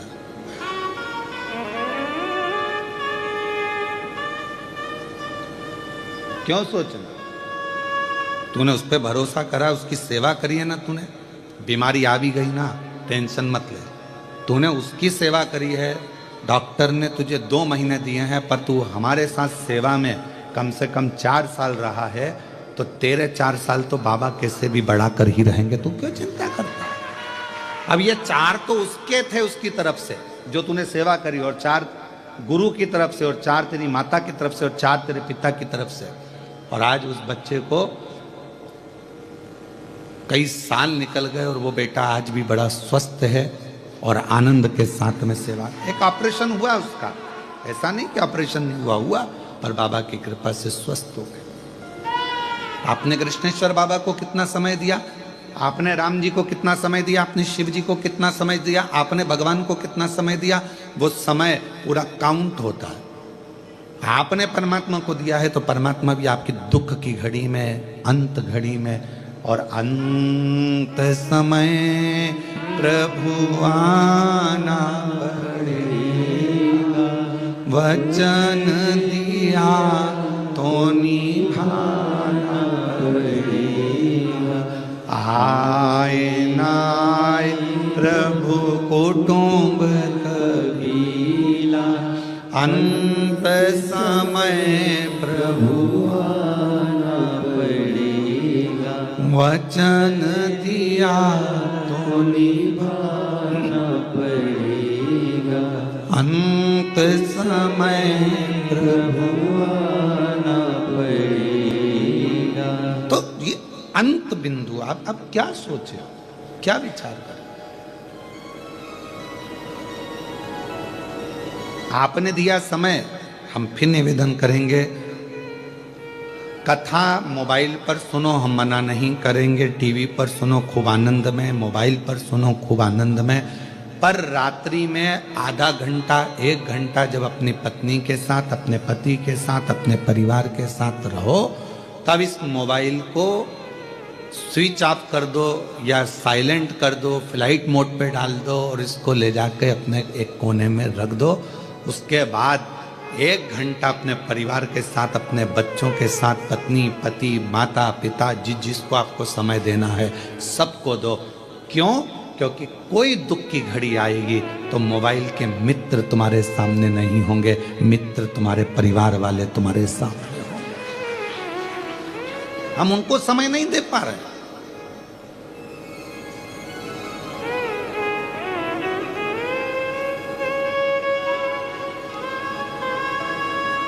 पहले घर के अंदर एक घड़ी होती थी, वो भी पापा के हाथ में होती थी या दादाजी के हाथ में होती थी, और पूरे घर के लोग समय पूछने किसके पास आते थे?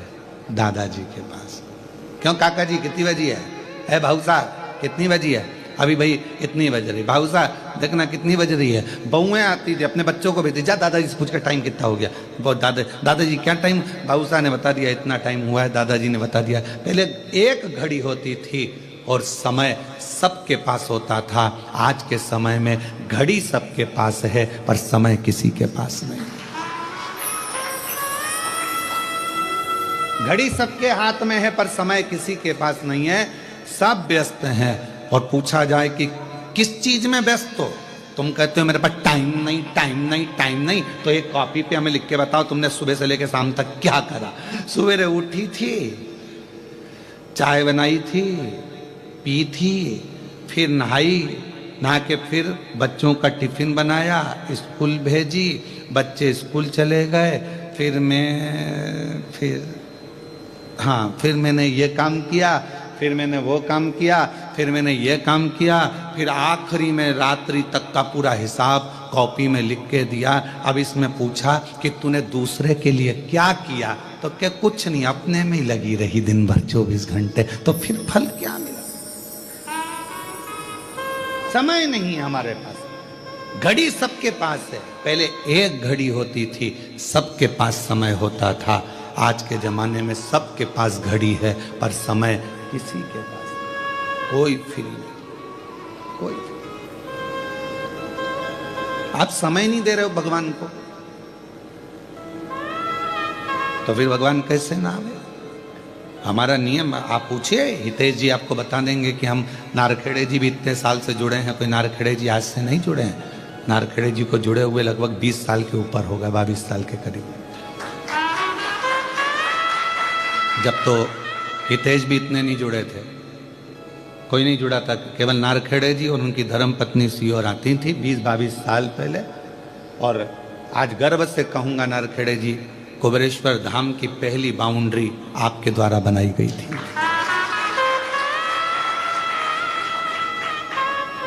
नारखेड़े जी खंबा पकड़ के खड़े होते थे कुबेरेश्वर धाम पर, खंबा पकड़ के खड़े होते थे, वो सीमेंट का पोल, और उनकी पत्नी मिट्टी डालती थी, फिर दूसरा फर्श लेकर आता था, वो लगाता था वो बाउंड्री। अब और आप पूछेंगे गुरुजी वो वाली बाउंड्री कहाँ गई?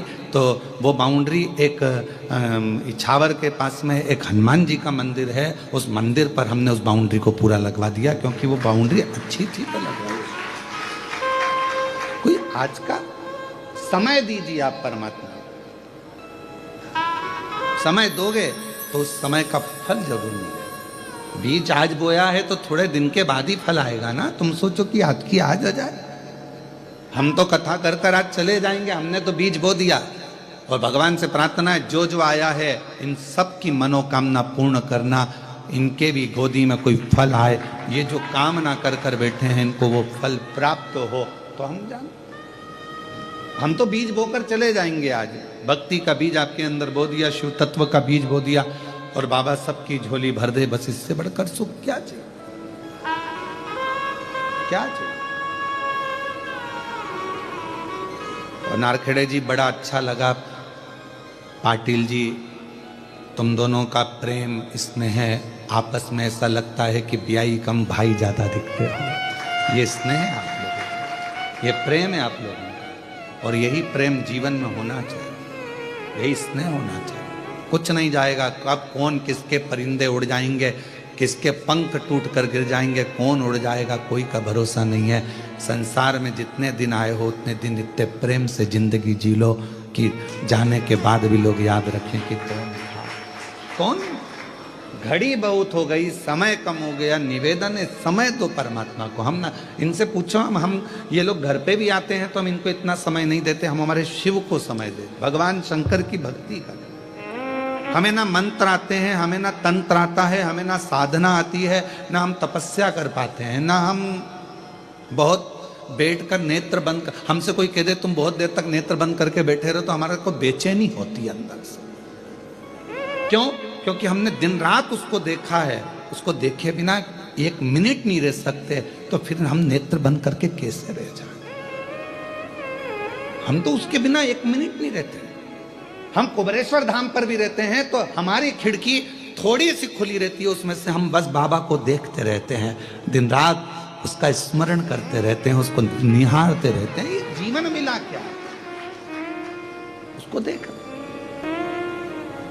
दुनिया के लोग कहते हैं अपने सोने वाले कक्ष में, शयन कक्ष में भगवान का फोटो मत रखो, पर मैं तो उसके बिना रह ही नहीं सकता, मैं उसके बिना रह ही नहीं सकता। लोग कहते हैं कि भगवान का फोटो शयन कक्ष में मत रखो, पर मैं उसके बिना नहीं रह सकता, मुझे बेचैनी होती अगर वो नहीं दिखता तो। इसलिए मेरे पीछे भी वो है, और मैं सोता हूं तो मेरे आगे भी वो है, और राइट में और लेफ्ट में भी वो है, मैं उसके बिना नहीं रह सकता। मेरे कक्ष में भले दर्पण ना हो, समान ना हो, पर मेरा शंकर होना जरूरी है, मेरा शिव का होना जरूरी है, उसके बिना बेचैनी है। भजन स्मरण, हमारे साथ लोग सफर कम करते हैं, हमारे ये जितने बच्चे बैठे हैं ये भी हमारी गाड़ी में सफर कम करते हैं, इनको अलग से गाड़ी चाहिए रहती है। क्यों नहीं करते? क्योंकि पूरे सफर में गुरुजी शंकर जी की ही कथा बाजते रहेंगे। पूरे सफर में शिव जी ने ऐसा करा, देखो वो शंकर जी ने वैसा कर दिया, वो लड़का ऐसा था उस पर शंकर ने ऐसी कृपा कर दी, वो ऐसी थी उसने ऐसा कर दिया। और हर कहीं गाड़ी रुकवा लेंगे, कोई मंदिर दिख गया, कोई होटला दिख गया, वहाँ रुकवा लेंगे, लाओ पानी की बोतल अंदर से निकाल के। जजमानों तो पानी के कैरेट रख देते हैं गाड़ी के अंदर, तो हम क्या करते हैं उस कैरेट में रास्ते चलते चलते कोई शंकर जी मिल गए, लाओ जरा एक बोतल निकल के लाओ, डाल दे। तो ये बच्चे साथ सफर भी नहीं करते, इनके लिए अलग गाड़ी भेजना पड़ती है। एक पल ना रहे आप उसके बिना, तो वो भी आपके बिना एक पल नहीं रहेगा। जिसको रोज रोज पक्षी को रोज दाना डालिए, रोज दाना डालिए, फिर आप पक्षी को दाना नहीं भी डालोगे तो पक्षी आकर जरूर बैठेगा। आप शिव को रोज भजिए, रोज लोटा भरकर जल चढ़ाइए, शंकर भगवान भी आपके एक लोटे जल के लिए बेचैन हो जाएंगे। लीलाबाई नहीं आई, पानी नहीं चढ़ाया, कहाँ चली गई? 3 दिन से नहीं आ रही है। शंकर भगवान अपने गण को भेजेंगे, जाओ नंदी देख कर आओ, लीला के घर जाओ, रोज आती थी 9 बजे जल चढ़ाने को, आज लीला नहीं आई है, कहाँ चली गई? नंदी जाकर इंतजार करेगा। लोगों को लगा कि आज बैल दरवाजे पर खड़ा है, कुत्ता दरवाजे पर खड़ा है, स्वान आया हुआ है, कोई ऐसा भिखारी आया हुआ है, पहचान नहीं पाओगे कि कौन आकर खड़ा है। शंकर का एक गण किसी भी रूप में आकर खड़ा हो जाएगा, खुद पूछेगा क्यों, कोई बात हो गई क्या, कुछ हो गया क्या? आंटी जी नहीं दिख रही है, काकी जी। तुम सोचो भगवान पुराने डिजाइन में आए, त्रिशूल लेके डमरू लेके, वैसा नहीं आएगा। आज के युग में आज जैसा आना पड़ता है। पुरानी डिजाइन में आएगा तो तुम कहते हो कि झांकी वाला है, चल भग यहां से। आज के हिसाब से क्यों आंटी नहीं दिख रही, क्या हो गया? तब फिर कोई कहेगा आंटी जी अभी 3 दिन 4 दिन से बाहर गई हैं, उनके रिश्तेदार के यहाँ कोई गमी हो गई, वहां चली गई, कोई फंक्शन आ गया, वहां चली गई। अच्छा, अब इतने में नंदी जाकर शिव जी से कहेगा तुम टेंशन मत लो, वो अपने रिश्तेदार के यहाँ गई है, 4 दिन बाद आएगी, पानी चढ़ाएगी। फिर बेचैनी, अभी भी नहीं आई, अभी भी नहीं। और तुझसे मिलने के लिए तेरी कसम, तुझसे मिलने के लिए तेरी कसम, एक मुलाकात जरूरी है, एक मुलाकात जरूरी, उससे मिलना, बातें करना बहुत अच्छा लगता है। उससे मिलो। हम तो ये बातें नहीं कहते क्योंकि लोग हमको पागल नहीं समझने लगे। पागल में और भक्त में कोई अंतर नहीं होता, कोई अंतर नहीं, बस एक विश्वास का अंतर है, भरोसे, भरोसे। लोग पागल ना समझे, हम नहीं कहते। और तो आज कृष्णेश्वर बाबा की इस कथा में ना जाने कहां से व्याख्यान आ गया तो बोल दिए, नहीं तो हम नहीं बोलते। क्यों बोले?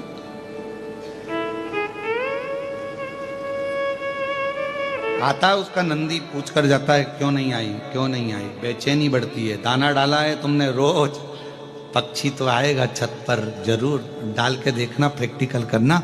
सीवर वाला महाराज झूठ तो नहीं बोल रहा। रोज एक गाय को रोटी दो टाइम पे, तो वो रोज टाइम पे आएगी। शिव जी को रोज टाइम पे जल चढ़ाओ, रोज जाकर जल चढ़ाओ, तो शंकर को बेचैनी लगेगी, क्यों नहीं आए। मालूम पड़ा उसके यहाँ थोड़ी सी तकलीफ आ गई, शंकर जी ने डमरू बजाकर नंदी को बुलाकर, जा दुख काट उसके, अब भी की अब भी जा, कल से मेरे मंदिर आना चाहिए, जा अभी की अभी।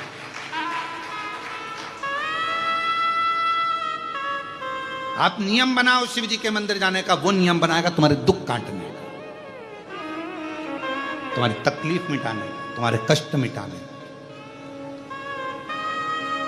आप नियम ही नहीं बनाते तो फिर समय तो दो मेरे शंकर को। ब्रह्मा ब्रह्मलोक में है, भगवान विष्णु वैकुंठ लोक में, इंद्र इंद्र लोक में है, भगवान जितने भी हैं अपने अपने लोक में है। केवल शंकर भगवान इस पृथ्वी पर है, मृत्यु लोक में, इसलिए कंकर शंकर कहा जाता है उसको। पृथ्वी का देव है, देव अधिदेव महादेव, उसको अगर तुमने समय देना प्रारंभ कर दिया तो वो भी तुमको समय जरूर देगा। समय प्रभु पड़ेगा, वचन दिया पड़ेगा, आए ना प्रभु कबीरा, अंत समय प्रभु आना पड़ेगा, वचन दिया तो निभाना पड़ेगा। आप उसको समय दो। परिवार, नाते, रिश्ते, कुटुंब, कबीले, एक संत में और एक समुद्र में ज्यादा अंतर नहीं होता, ज्यादा अंतर नहीं। संत में और समुद्र में कोई अंतर नहीं है। समुद्र भी निर्मल है और संत भी निर्मल है। समुद्र भी गहरा है और संत भी, बोलो बोलो जम के, गहरा। संत भी विशाल है और समुद्र भी विशाल है। ये भी निर्मल जल है, वो भी निर्मल मन है। पर संत और समुद्र में एक सबसे बड़ा अंतर शिव पुराण कहती है, सबसे बड़ा अंतर।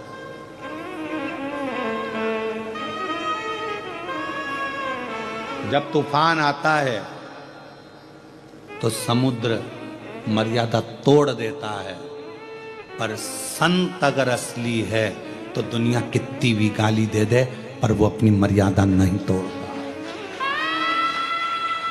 वो अपनी मर्यादा नहीं तोड़ेगा।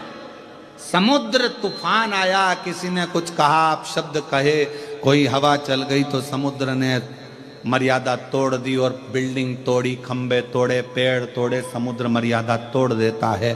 पर अगर असली संत है उसको दुनिया कितनी भी गाली दे, कितना भी अपशब्द कहे, कितने भी ताने दे दे, उसके लिए गलत गलत तक बोल दे, तो भी संत अपनी मर्यादा नहीं तोड़ता। तो समझ लेना कि वो असली संत है।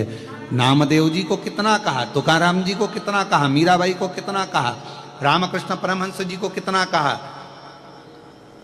कितना चैतन्य महाप्रभु जी को कहा, कितना श्रीमद् वल्लभाचार्य जी को कहा, कितना कितना कहा गया, पर उन्होंने अपनी मर्यादा नहीं तोड़ी। समुद्र तोड़ सकता है, समुद्र मर्यादा तोड़े, वो अपनी जगह पर है, पर संत और समुद्र में कोई अंतर नहीं। पर एक अंतर भारी है कि मर्यादा संत नहीं तोड़ता। समुद्र पर तूफान आया और उसने तोड़ा, खंबे तोड़ दिया, पंखे तोड़ दिया, ये तोड़ दिया, कांच तोड़ दिया, बिल्डिंग तोड़ दी, जैसी सुनामी लहरें आती सब तोड़ जाती। पर संत नहीं, असली संत होगा तो मर्यादा नहीं तोड़ेगा, कभी उसके मुंह से बद्दुआ नहीं निकलेगी, कभी अपशब्द नहीं निकलेगा। कई कई लोग संत बने हैं और संत बनकर भी दूसरे को बद्दुआ दे रहे हैं, तू ऐसा हो जाए, तेरा वैसा हो जाए, तू यूं हो जाए, तो वो संत नहीं हो सकता। संत कभी बद्दुआ नहीं देता, उसके मुख से हमेशा राम नाम है, कृष्ण नाम है, शिव नाम है, परमात्मा का नाम है, तो दुआ में भी वही निकलेगा कि शिव तेरी कृपा करे, बाबा तेरा भला, राम तेरा भला करे, कृष्ण तेरा भला करे, अपशब्द नहीं। क्योंकि संत को मालूम है गुरु की करनी गुरु भरेगा और चेला की करनी चेला। उड़ जाएगा हंस अकेला, ये संत को मालूम है कि मैं बद्दुआ देवी दूंगा तो कुछ नहीं होना। क्यों नहीं होना? क्योंकि कर्म का भोग तो मनुष्य को यहीं भोगना है। अगर वो बुरा करेगा तो भोगेगा, अच्छा करेगा तो भोगेगा। तो मैं बद्दुआ देने वाला कौन? मैं अपशब्द कहने वाला कौन? तो संत अपनी मर्यादा नहीं तोड़ते। हमसे लोग कह देते हैं गुरुजी तुमको ऐसा कहा, तुमको वैसा, क्या बोलना? अपन श्री शिवाय उस पे भरोसा तो रखो। जब वो हमारी जान है तो हम भी तो उसकी जान होंगे। और एक पति और पत्नी, एक लड़का और लड़की आपस में बहुत प्रेम कर लेते हैं तो लड़की पर अगर जरा सी भी आंच आती है तो लड़का सामने आकर खड़ा हो जाता है। बोलो सही है कि गलत है? पत्नी पर कुछ प्रॉब्लम आया तो पति आकर खड़ा हो जाएगा, पति पर प्रॉब्लम आया तो पत्नी आकर खड़ी हो जाएगी। जिससे तुम प्रेम करते हो, तुम्हारे दुख की घड़ी में तकलीफ आई तो वो आगे आगे खड़ा हो गया। तो हमने उसको प्यार किया है और वो हमको प्यार करता है, तो कोई हमको अपशब्द कहेगा तो हमारा वो प्यार भी तो सामने आकर खड़ा होगा, शिव भी तो आकर खड़ा होगा, शंकर भी तो आएगा। उसका इंतजार करो थोड़ा। आप शिरडी के पास में रहते हो, श्रद्धा और दूसरा शब्द क्या है? सबूरी। इंतजार करो, सबूरी रखो, थोड़ी प्रतीक्षा करो, होगा, आएगा आएगा। और जब वो आता है, एक पल के लिए, घड़ी के लिए, क्षण के लिए जब सामने आएगा तो आप उसको जान नहीं सकोगे वो क्या कर जाए, उसको पहचान नहीं।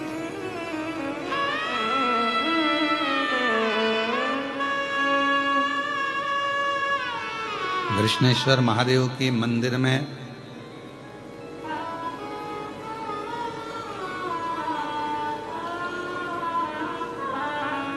बारह ज्योतिर्लिंग में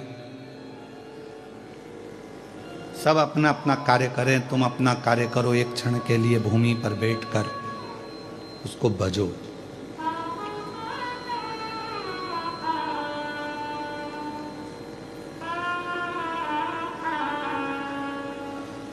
तुम्हारा पति एसपी है, तुम्हारा पति जज है, तुम्हारा पति इंजीनियर है, डॉक्टर है, कलेक्टर है, आदि आदि कुछ भी तुम्हारे पति के पास पद है।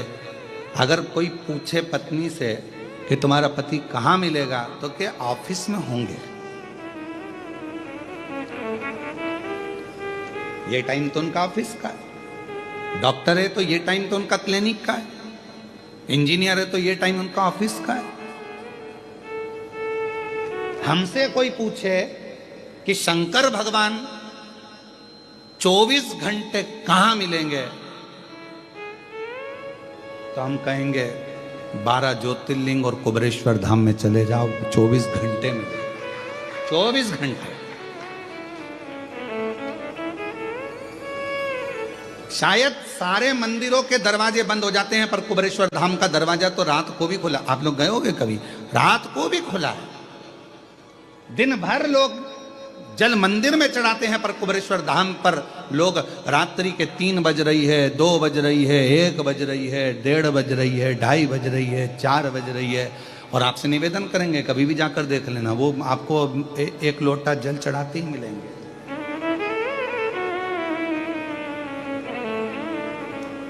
वो जल चढ़ाते मिलेंगे आपको। आप और कहो तो हम हर 1 घंटे में आपको कहो तो हम फेसबुक पे फोटो खींच के डालते रहते हैं हर घंटे के। 1 बजे, 2 बजे कुबेरेश्वर धाम, 3 बजे कुबेरेश्वर धाम, 4 बजे कुबेरेश्वर धाम, 5 बजे पूरी रात का फोटो कुबेरेश्वर धाम, 6 बजे, 7 बजे, 8 बजे, ऐसे पूरे 24 हम पूरे ऐसा क्रम पूरे घंटों का कर हर घंटे का एक फोटो डाल दें आपको। आप देखिए उसमें कितना। तो किसी ने पूछा क्यों गुरुजी सब मंदिर के दरवाजे रात को बंद हो जाए, तुम्हारे कुबेरेश्वर धाम का दरवाजा खुला रहता है? हमने कहा ये बाप का घर है, पापा के कमरे में कोई भी आ सकता। बाप के आने में समय नहीं देखा जाता। बच्चे को तकलीफ है तो बाप को जाना पड़ता है। बेटा कमरे में तड़प रहा है तो माँ और बाप तो जाएंगे ना, तुरंत बाप तो पूछेगा क्या हुआ बेटा। और पापा को तकलीफ है, बाप को तकलीफ है, तो बेटा भी तो आएगा। ये बाप का घर है कुबेरेश्वर धाम, कुबेरेश्वर बाबा की भूमि, ये पिता का घर है। बेटी को कब तकलीफ हो जाए, बच्चे को कब दुख आ जाए, कब वो पुकार ले मेरा शंकर भगवान, भाग पड़।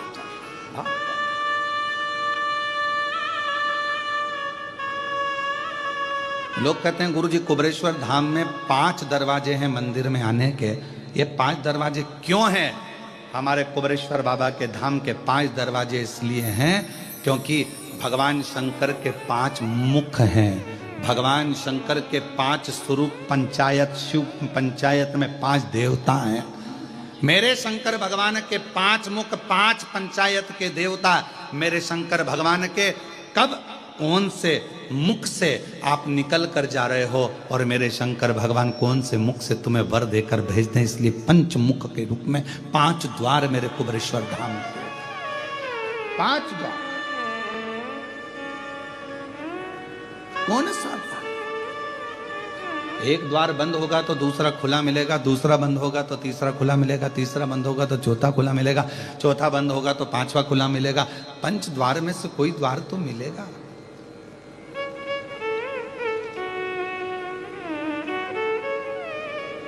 और आखिरी में ये देह भी पंच तत्व में ही तो विलीन हो जाती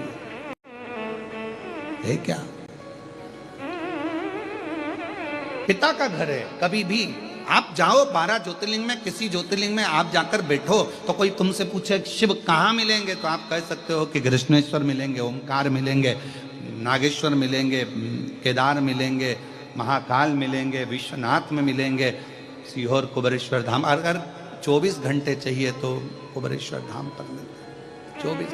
रात को 2 बजे भी आओगे, लोटा भरोगे नहाकर, 1 लोटा जल चढ़ा दो, रात को फ्री।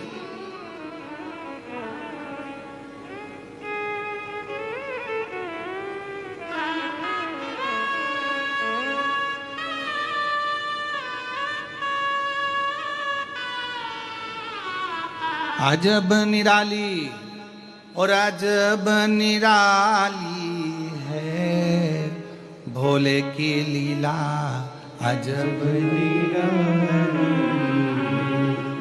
शंभू की लीला, अजब निराली। शीश जटा में गंगा सोए, गंगा की धार निराली।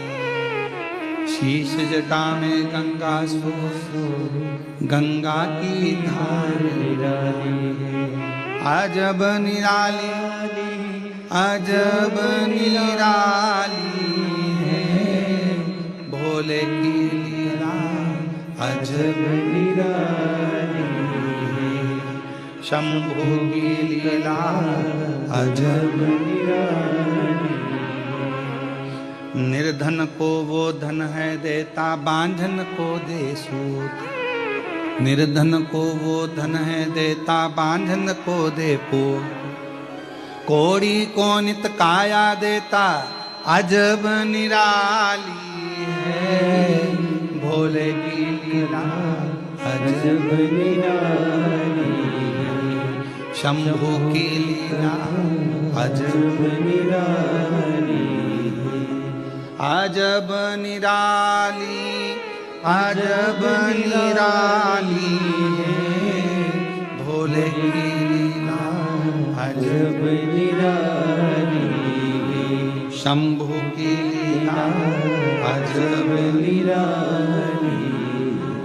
जो उसको समझ ले, संत समुद्र दोनों सम है, पर संत अपनी मर्यादा न तोड़ता है। समुद्र मर्यादा तोड़कर घर, मकान, पेड़, खंबे सब उखाड़ देता है। संत मर्यादा न तोड़े।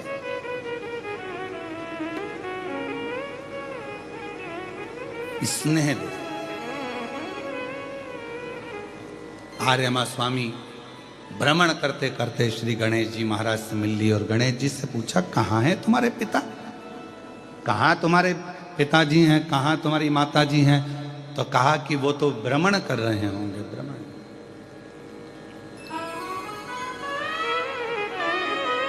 भ्रमण कर। और भ्रमण कर रहे हैं, हाँ।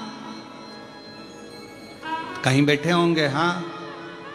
तो गणेश जी ने एक बात बड़ी सुंदर कही, अगर मेरे पिताजी को तुम्हें मिलना है, जरा ध्यान रखना आस्था चैनल पर सुनने वालों, फेसबुक यूट्यूब पर कथा श्रवण करने वालों, जरा सावधानी से सुनो। गणेश जी कह रहे हैं मेरे पिताजी से अगर तुम्हें मिलना है तो जरूरी नहीं कि उनको ढूंढने जाया जाए, शिव जी को ढूंढने के लिए मत जाओ। हमने ये बात पहले भी कथा में कही, आज फिर